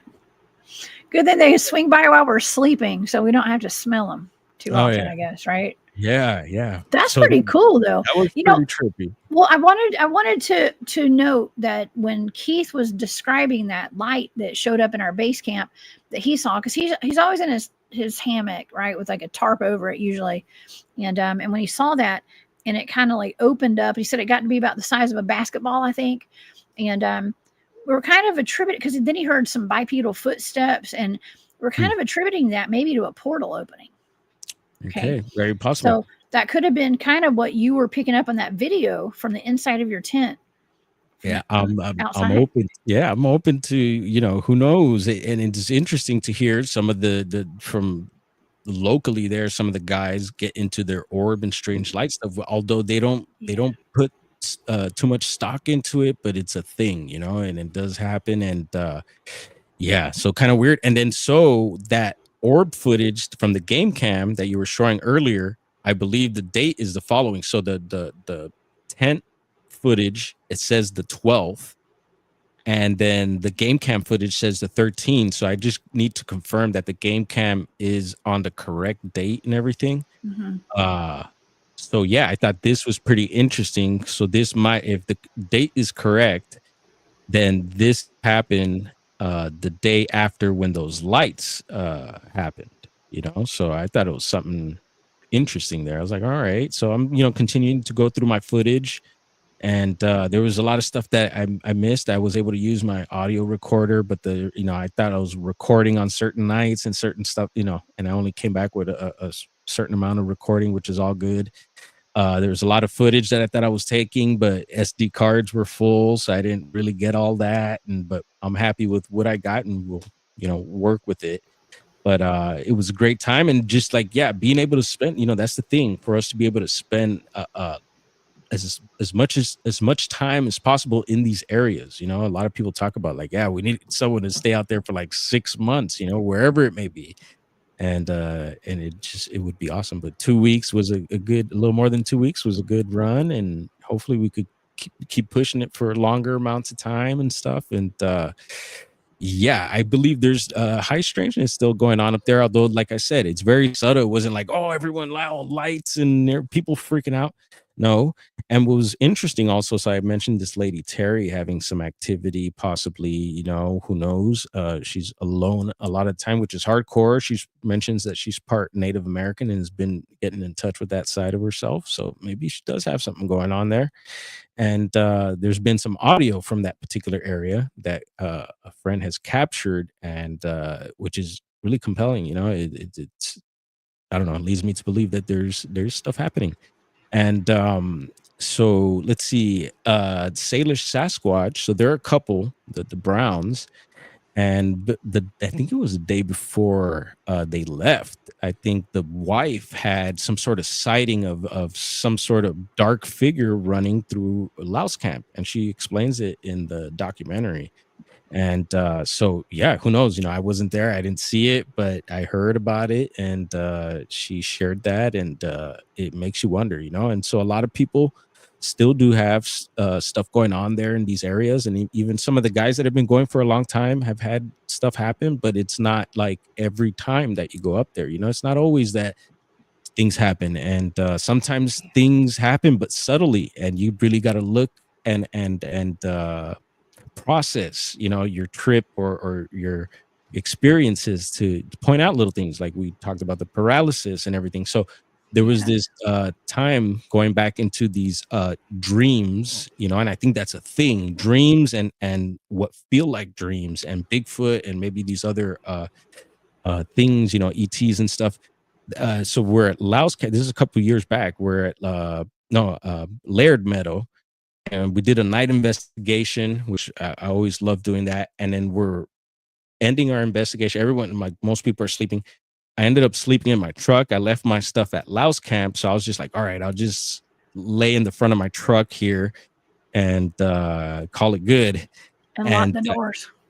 Well, I didn't lock the door. I've done that before. Okay. Yeah. And then so at one point I wake up and everyone's sleeping, and I have a custom bumper on my truck, and I felt the bumper being pressed down. Like I couldn't see, but I could imagine it. And it was something pressing down on my front bumper, and my truck is raised a little bit too. And I can feel it going down, and I'm freaking out. Just again, I'm getting this feeling that I did with the light, and I could sense something's out there, and something told me, don't open your eyes. And so I didn't open my eyes, and I'm like, shoot, my doors are unlocked. And I was like, oh my goodness. And oh God, you just made me start sweating. I just got nervous. My goodness, really? The bumper kept going down, and I'm like, am I dreaming? You got to lock your doors. It was weird. Did you lock your doors? No, I couldn't. I didn't want to move. I didn't want to like open my eyes or nothing. I was just like, all right. You're like, I'm just going to go ahead and go along with this abduction. Okay. Whatever happens, happens. I'm not opening my eyes. I refuse. Yeah. Yeah. So, that's I know I've been there. Yeah, something to pay attention to, folks. When these possible dreams, or what feel like dreams when you're in this, when you're in these areas, stuff like that. So, and I'm just pointing out little things. I don't want to Yeah. make it seem like, oh yeah, all this action was happening. No, for the most part, everything seemed pretty normal, but these little things were happening, and I'm glad I'm remembering what I can here. And I thank you, Jessica, for giving me the opportunity to come up here and share with you. Oh, thank you for coming on the show to even talking about it. I mean, Oh yeah, I think that you're hitting on some really important elements too, especially with the dreams, because people discount that. And I think my team, especially my Meadow team, the one with the Meadow project, we have oftentimes when we go home after we've been out in the field, we start having these prophetic, crazy, weird dreams and stuff. And so we're all encouraged to like write down and journal and remember what our dreams are, because sometimes we get the most prolific messages in our dreams, even out in the field. And, and here's another thing too, is like, we're surrounded by so much Wi-Fi, so much EMF, and so much stuff here in our homes, in the cities, even in the country. If you got Wi-Fi in your house, you got a lot of interference going on. And when we go out into the woods, I sleep. I'm not gonna lie, it may not be all that comfortable sometimes, but I sleep like a baby when I finally do sleep, because Yep. there's nothing interfering out there. Yeah. There's no phone service. There's no EMF. There's none of that stuff. Yeah, And so the dreams are magnificent. Okay. Yeah. And if you really want to go get tuned in, go get away from all this radiation and frequency and stuff, but we have very prophetic dreams out there. And I remember one night, Tony, my buddy Tony, had a dream, and it was about, I think it was like Knox Magby or something was in his dream. It was like he woke up saying this name, and we're like, what he's like, who is Knox Magby? And Trey ended up looking it up, and it was like the queen of the little people of the night. Whoa. Yeah. I think that's what it was, Knox Magby, if I'm not mistaken. I think Trey ended up putting it in his book. But Wow. yeah, it was one of the nights that we were out there. We'd done the CE5, by the way, that night. And it was the same night. Yeah. It was the day after. It was the same night that I heard my voice say time travel across the creek. Okay. As well. Okay. Yeah, you see. So you have to pay attention to these things when you're out there researching. Don't just discount it just because it's some crazy dream. No, it has some kind of meaning to it. Oh yeah. Yeah. And you're mentioning something about sound right now, which reminds me. And then there was another particular night. And it all kind of, even all these years going up there, it all kind of just meshes into one, and we all kind of share how that kind of happens. It's like, oh, what was this year or that year? But I'm getting better at like pinpointing the years and stuff like that. But so from this the ridgetop site, if you go, so that's where the road that'll take you down to the Patterson-Gimlin site is, and down at there's a berm.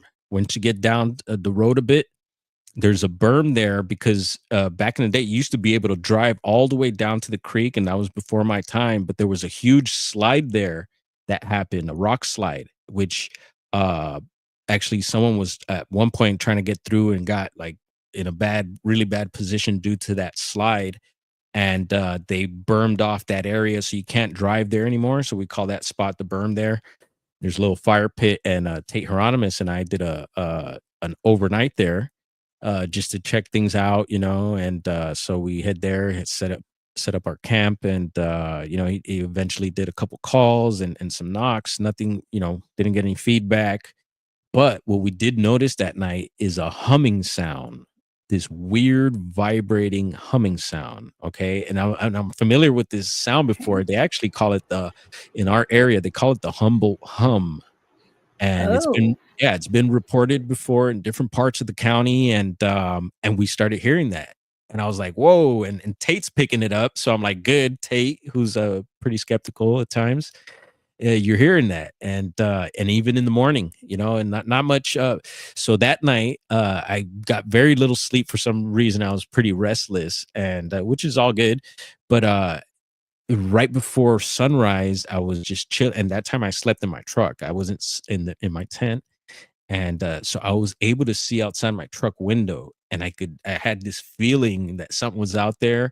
And so I was just laying down from my truck. So you couldn't really like tell if anyone was looking and stuff. So I was like, oh man, this is a good position to be in case anything just creeps down the hill there. But and it felt like something was gonna pop up, but nothing really happened. and game Man, you cam must have went had a off. good vantage point. You had a good Oh yeah, vantage yeah, point from yeah. your truck, right?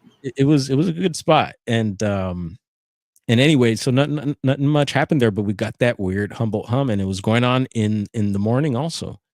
And hopefully we were able to pick that up on audio. But yeah, Do you pretty think that strange. was like it could have been industrial or something, like some kind of Well, something coming from inside the mountain? Because you know well, we got all these like deep underground military yeah, bases and all well, sorts of weird stuff. that comes up. Well, that came up. It's like it seems like something's like going on underground or something, you know? It's like, where is this sound coming from? And so yeah, people know about the Humboldt hum, and I've heard it's happened in other areas as well. I'm sure there's people that'll pop up and mention that, yeah, they've heard that before.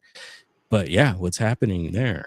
That I is hear pretty that a weird. lot actually, and we've heard. I remember I used to hear that when I used to go to the Ghost Road down in Statesboro, Georgia. Georgia, we would hear there was like an industrial hum kind of, and there were Mm, no industrial buildings around there that I'm aware of, but it was something mhm. coming, and it was just a bunch of crop fields, you know, like with some kind of tobacco or I don't even know what kind of crops they had out there.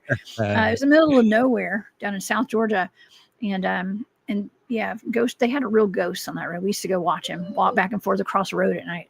Trip Um, out. but uh, but that hum, Farah, I think Farah had described that. The lady whose house we went and researched, we did that investigation at the Skinwalker Cave in Tennessee.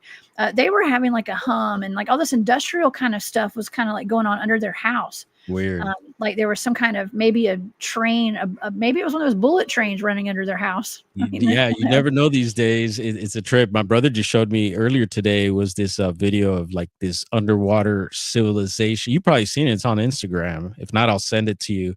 But it was trippy. It was like this video of these people finding like who knows if it's real, but it seemed pretty legit. But there's all these like artifacts and stuff, and supposedly they were underwater, and they're talking about civilization, Oh, is underwater. it?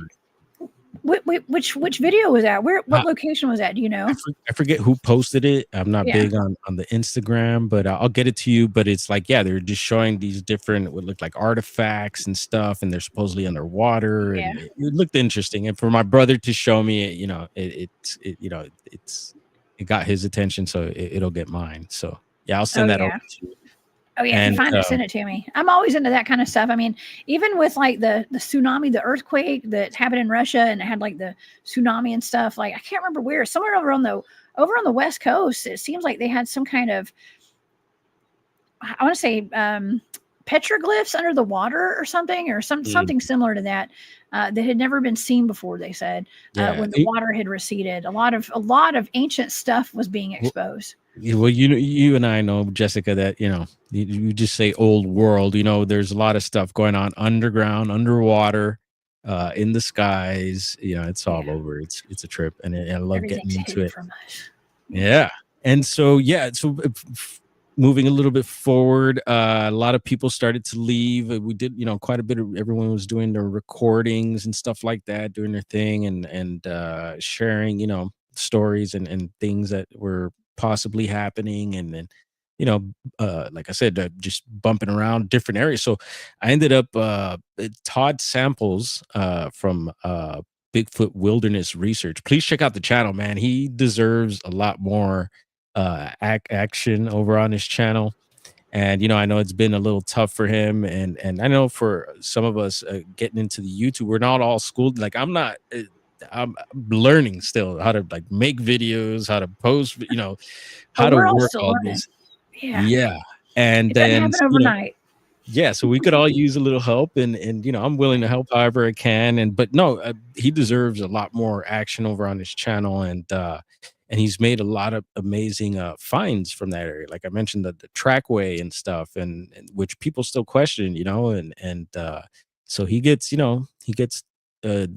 I don't want to say ridiculed, but like yeah, people question his stuff too, and I don't know, just spending time with Todd this time around, we got to spend several days together going towards the end of the trip there. And like I said, he goes to a lot of different areas that we haven't explored before and stuff like that, and areas that people that I haven't been to that people have mentioned and stuff. So I was really excited. And so Todd just really showed me a lot of more places, a lot of places where he had sightings and activity and things happen. And And so that's super cool because not everyone is willing to share that with you, their locations where things are happening, people Right. gotta, trust you on a certain level and stuff. And I just felt honored to, 100%. yeah, Yeah. to be a part of that. And yeah, we found some interesting stuff, that we'll be bringing out, and no full on tracks, but a lot of impressions, which a lot of times could be bear and stuff like that. But some tree breaks that we're finding in the area, which once again could be bear also, but we'll get into it. We'll explain hopefully soon in some of these videos. And yeah, also we haven't shown your pictures too. yeah, so check that out. Yeah. So look, this is in an area where Todd had found, and we had to like rappel down. Someone had commented on, I posted in a shorts video, and we had to rappel down, and actually it doesn't look like it on the video. Some guy was commenting, he's from the area too. He's like, oh, I could have walked down that, but really you couldn't have. You'd fall flat on your face. But we used a rope to get out, to get down in this area where Todd had found, he said, some of the best tracks ever, but his dog was with them. And when they brought the dog down to the area, the dog stepped all over the tracks and ruined them. Oh, bummer. Yeah. And so anyway, we had gone this time again, and he showed us. And this is an area where I know people normally don't go. Like I said, we had to use a rope to get down here. And as we're going to the area to check out where he had found those tracks, I find this, what looks like a perfect, X is what stood out at me at first. But when you look at it a little further, there's another X that's more natural, possibly, because it was like full on trees. But this X that you see here in the beginning is two broken trees, which, okay, a person could put that together. Yeah. But I don't see why someone would, unless Todd did it the time he went down and found the tracks and everything. I don't see why a person would put an X down there like that. And then you got these other X's behind it. And actually, right before I found that X there was a small one on the ground, which really got my attention. And sometimes that's how it happens. It'll be something small and subtle on the ground, a little lean on a tree, or a small little ground glyph, what I think may be a ground glyph. And then next to it, you'll have something bigger. And I thought that was pretty cool to find that there. So we didn't find any tracks, but we found this X down there. And do Bigfoots do it? I don't know. I think it's possible. Yeah, good. I know. Once again, structure guy, for me to find this, it was just cool. I love it. And Bigfoots do this stuff. Okay, and those look woven to me. It looks like they've been kind of placed. They've been placed there. Oh yeah. Yeah.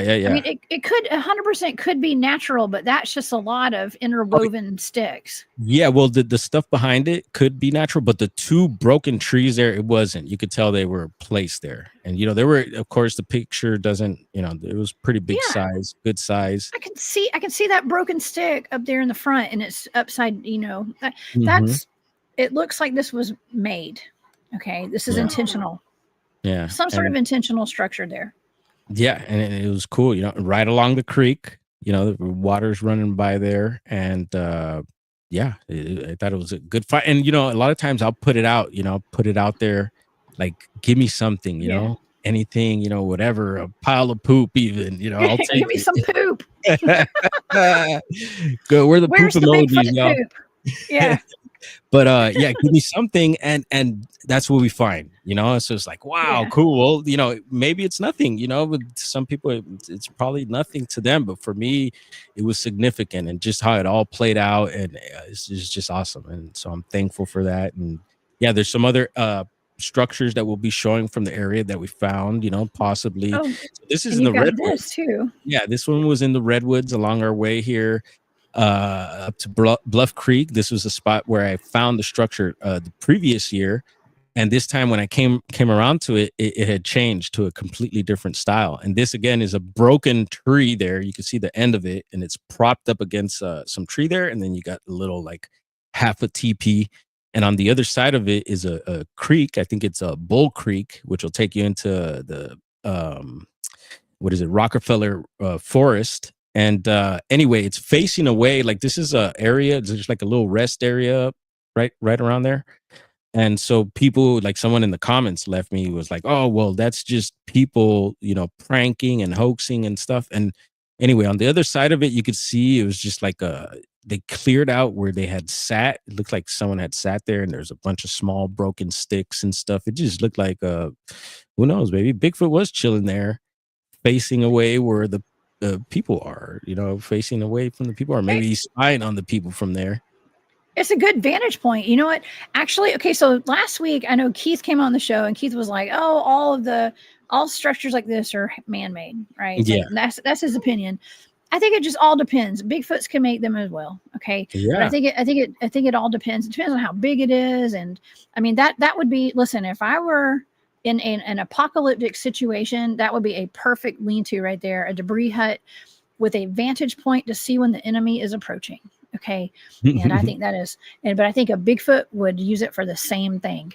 Okay. Yeah, and I don't think that it's like I said, I don't think it's like shelter, because you could walk in. I've shown you could walk into some of these redwoods and it'll completely shelter you from the elements. So why not just walk into a redwood? Why build something? I think it takes quite a bit of an effort to gather all that material and to put that together. I mean, yeah, you could, it's totally possible. And yeah, I could go on and on about the structures, but I thought it was a fun find, and for it to rearrange before it was a small little teepee, I think it was. And I do have footage of it from the previous year. And I like to keep follow up with, how things are changing, what's happening in these areas. And so yeah, a little rearrangement of that there. And not too far from there is a huge, one of my blackberry spots. There's a huge blackberry bush there. You have the Eel River running through there, and just all the elements that you need for a Bigfoot to be around.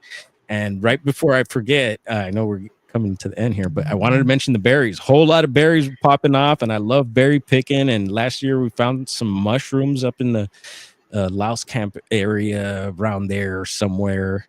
But yeah, chanterelles, and it was amazing. Had an amazing meal with them, and actually amazing meal this time. Rowdy Kelly again brought through some elk that his dad, I believe, hunted or something like that. But he made some elk spaghetti for us, and that was awesome. But the berries, plentiful, red huckleberries, salmon berries, the salmon berries. Yep. That's what Fred Roll would told me, that's people end up picking salmon berries in Alaska, and that's when they have the Bigfoot encounters.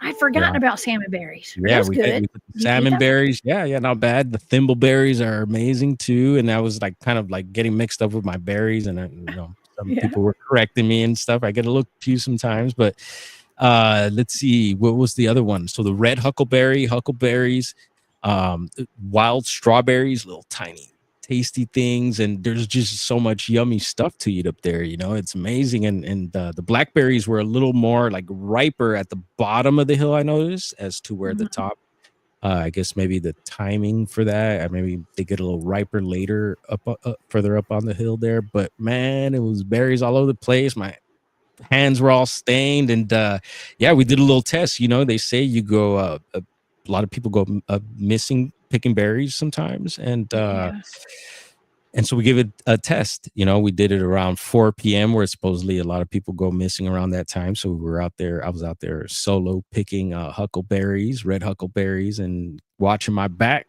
And, you're playing a dangerous game, brown dwarf, hey, Bigfoot dwarf.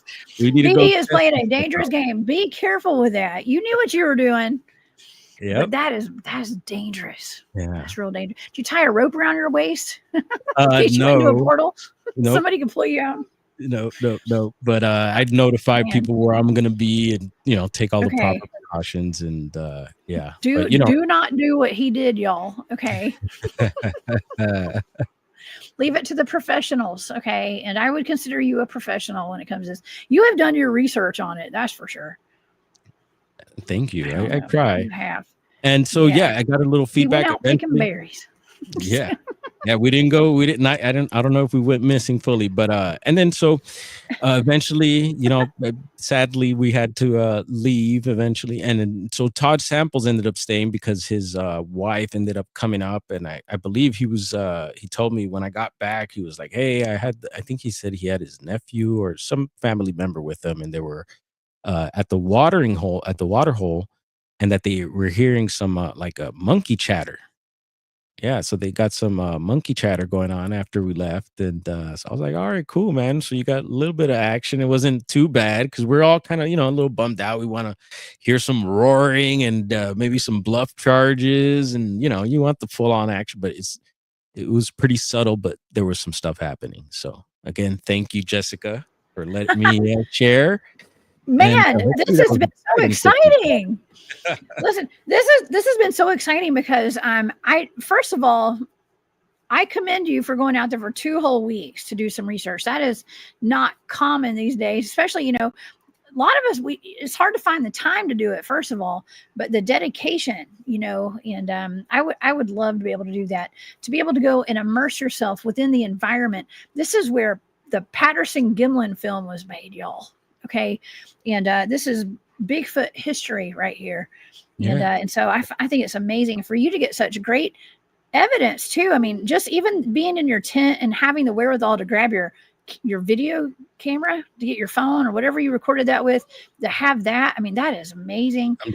I'm glad it all worked out. And Me too. again, Jessica, you're welcome. When are you going to come up and make some Bigfoot history with us up Man, there at Bluff Creek? soon. Come on, girl. Soon. Oh man, listen, I'm coming. I'm coming up there. Yeah, I'll I will. introduce you to the guys, and Yeah. I'm sure you'll have some fun, and maybe you'll get a sighting. I Maybe would love that. maybe you'll bring them out, Jessica. I always bring out the high strangeness. I don't know. Everybody end up getting abducted if I go up there. Yeah, Okay? I'd come out Right? for you. So Yeah, right. Bigfoot will too. Oh my gosh. Thank you for the invite. I'll definitely Yeah, take you up on that for and, sure. and I And you want got to. to come down to Georgia too. Listen, we got just as much activity down here. Yes, I've mentioned I'd driven through once and I fell in love. I was like, and it was during a colorful time of year, and I was like, wow. And I got this vibe, and it was Georgia.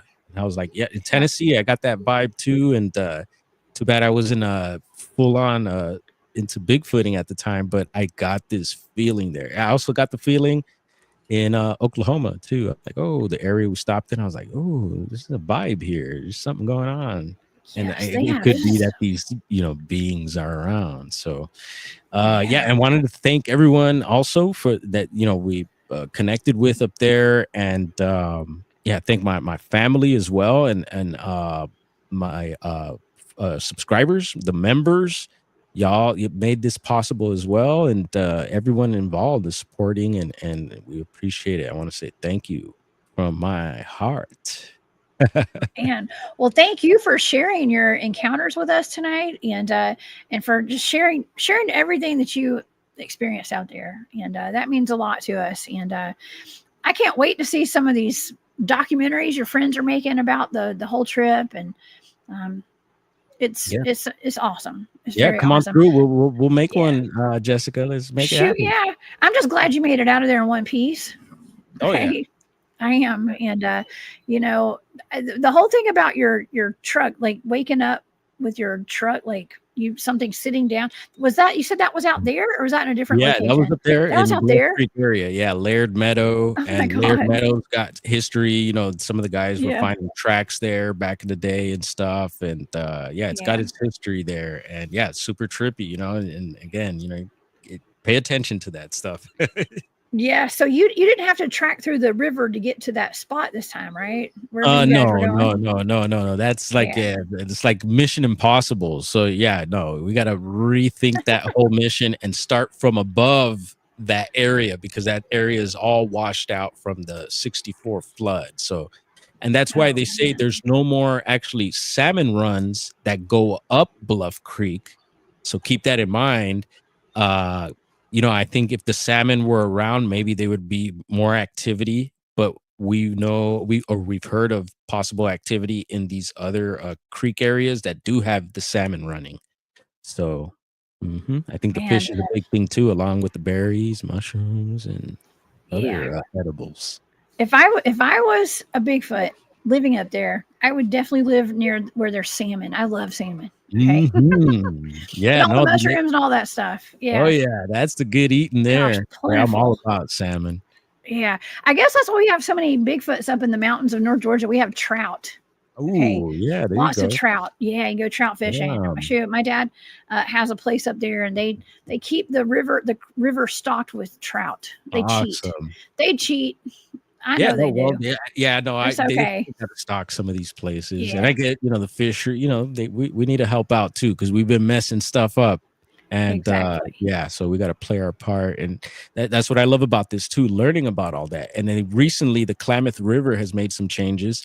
The dam has been opened back up, so that's big for a lot of the native peoples in that area. So yeah, check that out, folks. You'll hear some of that in the Salish Sasquatch documentary. Yes. Oh my gosh, I can't wait to check out these documentaries. And well, until we get some documentaries out, you have been documenting a lot over on your YouTube channel. Tell the audience about your YouTube channel. Anything you'd like to promote tonight, put it out there. Yeah, thank you, Jess. You And got the Boondog Davis, aloha, brother. Yeah, you can find me. The handle is at Brown Dwarf, which is the old AK Brown Dwarf 4200, and that should take you to the channel. Or just look up Bigfoot Dwarf, and hopefully the channel will pop up for you there. And there's links on that to other platforms, which I haven't been too active on, but yeah, come find me on YouTube, and I love to support other people as well. So if you got something going on, and bring it to my attention, I'd love to subscribe other people and support other people as well. And yeah, we appreciate your support again, also, and much love to everyone. Oh my gosh, thank you so much for being here. Are you still active on TikTok too? You had a big old TikTok channel. Yeah, and Yeah. it was kind of weird. I was just remixing a bunch of old like Bigfoot videos and throwing in some of my stuff. So I haven't been too active there, but yeah, no. We're gonna get back over there at some point and start, all the little platforms, Instagram and all that. We'll eventually get there. I'm all over the place. I'm kind of a hot mess sometimes, but we make it happen. That's why We're we're learning. friends. I'm We're the learning. same way. Okay. And you were talking about how your phone has been so full of, like, your storage is full. Mine is jam packed. I have had to sacrifice my TikTok app. Yep. And so I haven't been posting on TikTok because I just don't have room on my phone. Yeah. And so I think the last time I posted there was like 2 months ago or longer. Yep. So That's what I yeah. had to do to get the little bit of footage on my phone. Luckily, I got some stuff to bring back, as I had to offload all my apps and all this Me stuff. too. And it was crazy mess. I I'm don't the like. same. Okay. Well, I'm glad I'm not the only one that had to deal with that. Okay. So we just do a lot of content. I know I put a lot of content out there all the time. So Mhm.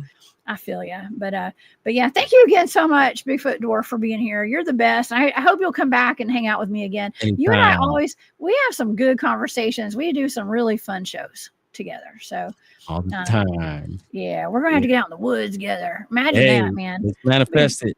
Yeah, we'll do it. Oh, it's going to happen for sure. We'll definitely do it within the year. We're going to do it. Okay. We'll make something And happen. Yeah. okay. Well, you stay safe out there. Okay. Please stay safe and always keep us posted on everything that's going on out there. And even Will with do. the Dogman stuff and whatever you hear, any kind of reports, just Yeah, believe me. you're always welcome back here anytime. I'll Okay. get to y'all. Yeah, if I hear anything, I'll be stay tuned for some of the lives, y'all. So we'll be cleaning up our computers and all that. So I can't even, like, Right. my laptop's all full now too. I was like, oh my God, I didn't think I was gonna be able to use my laptop, but luckily it pulled this off. But I'm gonna have to run to Garrel and ask for help. Yes. Yo, Yeah, Garrel. Carol can help. That's Midwest Night Watchers in the chat here. There's Much love Jane. to Jane, let Carol know. Jane and Garrel. Love you too. Oh my gosh, yes. Okay, well, you guys go and support Bigfoot Dwarf. Go subscribe over on his YouTube channel. And you guys, thank you so much to everybody who's here in the chat tonight. This has been a fantastic show. Super awesome. I knew it would be. It always is. Okay. And okay. Well, you guys, please come back and see me on, what is today? Saturday. So this will be Monday. I will be back. Oh, by the way, I have a brand new guest who's not been on the show before. We have Bob Coley coming on. And I was looking at his business card. I met him at the World UFO Conference. Talking about super soldiers, this might be a real super soldier. He's a robotics engineer. Okay. And let's see, what are his companies? Interplanetary Trading Company is the name of his actual business. Interplanetary Trading Company, and also Global Robotics Corporation. Okay. And we're going to be getting into Space Force Actual real super soldier programs and intergalactic stuff on Monday is going to blow your socks off, y'all. And I think you're going to love it. Okay. Yeah. It's going to be different. I think James Rink might have interviewed Bob a couple weeks ago. But we're going to sit down with them and have some really far out conversations, I guess you could say. So y'all come back and see me at 1 p.m. on Monday. Okay. And, all right. Bigfoot Dwarf. MK Ultra, salute, Hillbilly. Yeah. Much love to everyone. Gosh. Yeah. Oh, yeah. Thank y'all so much for being here. I want to thank everybody who gave super stickers tonight, and MPW and Linez and Kent. Thank y'all so much for all the support. And thank you to all my moderators for being here tonight, and to everybody who was in the chat. We have the best live chat on the internet, and this has been a fantastic Saturday night. Y'all, please be safe out there, but don't live in fear, okay? And I hope everybody learned a little something tonight, and hope y'all enjoyed the show. All right, Bigfoot Dwarf. We'll see you next time. Y'all have a great night, and I will see y'all on Monday. All right, y'all have a great night. If I can find my buttons, my computer is frozen. Okay, here we go. All right, see y'all.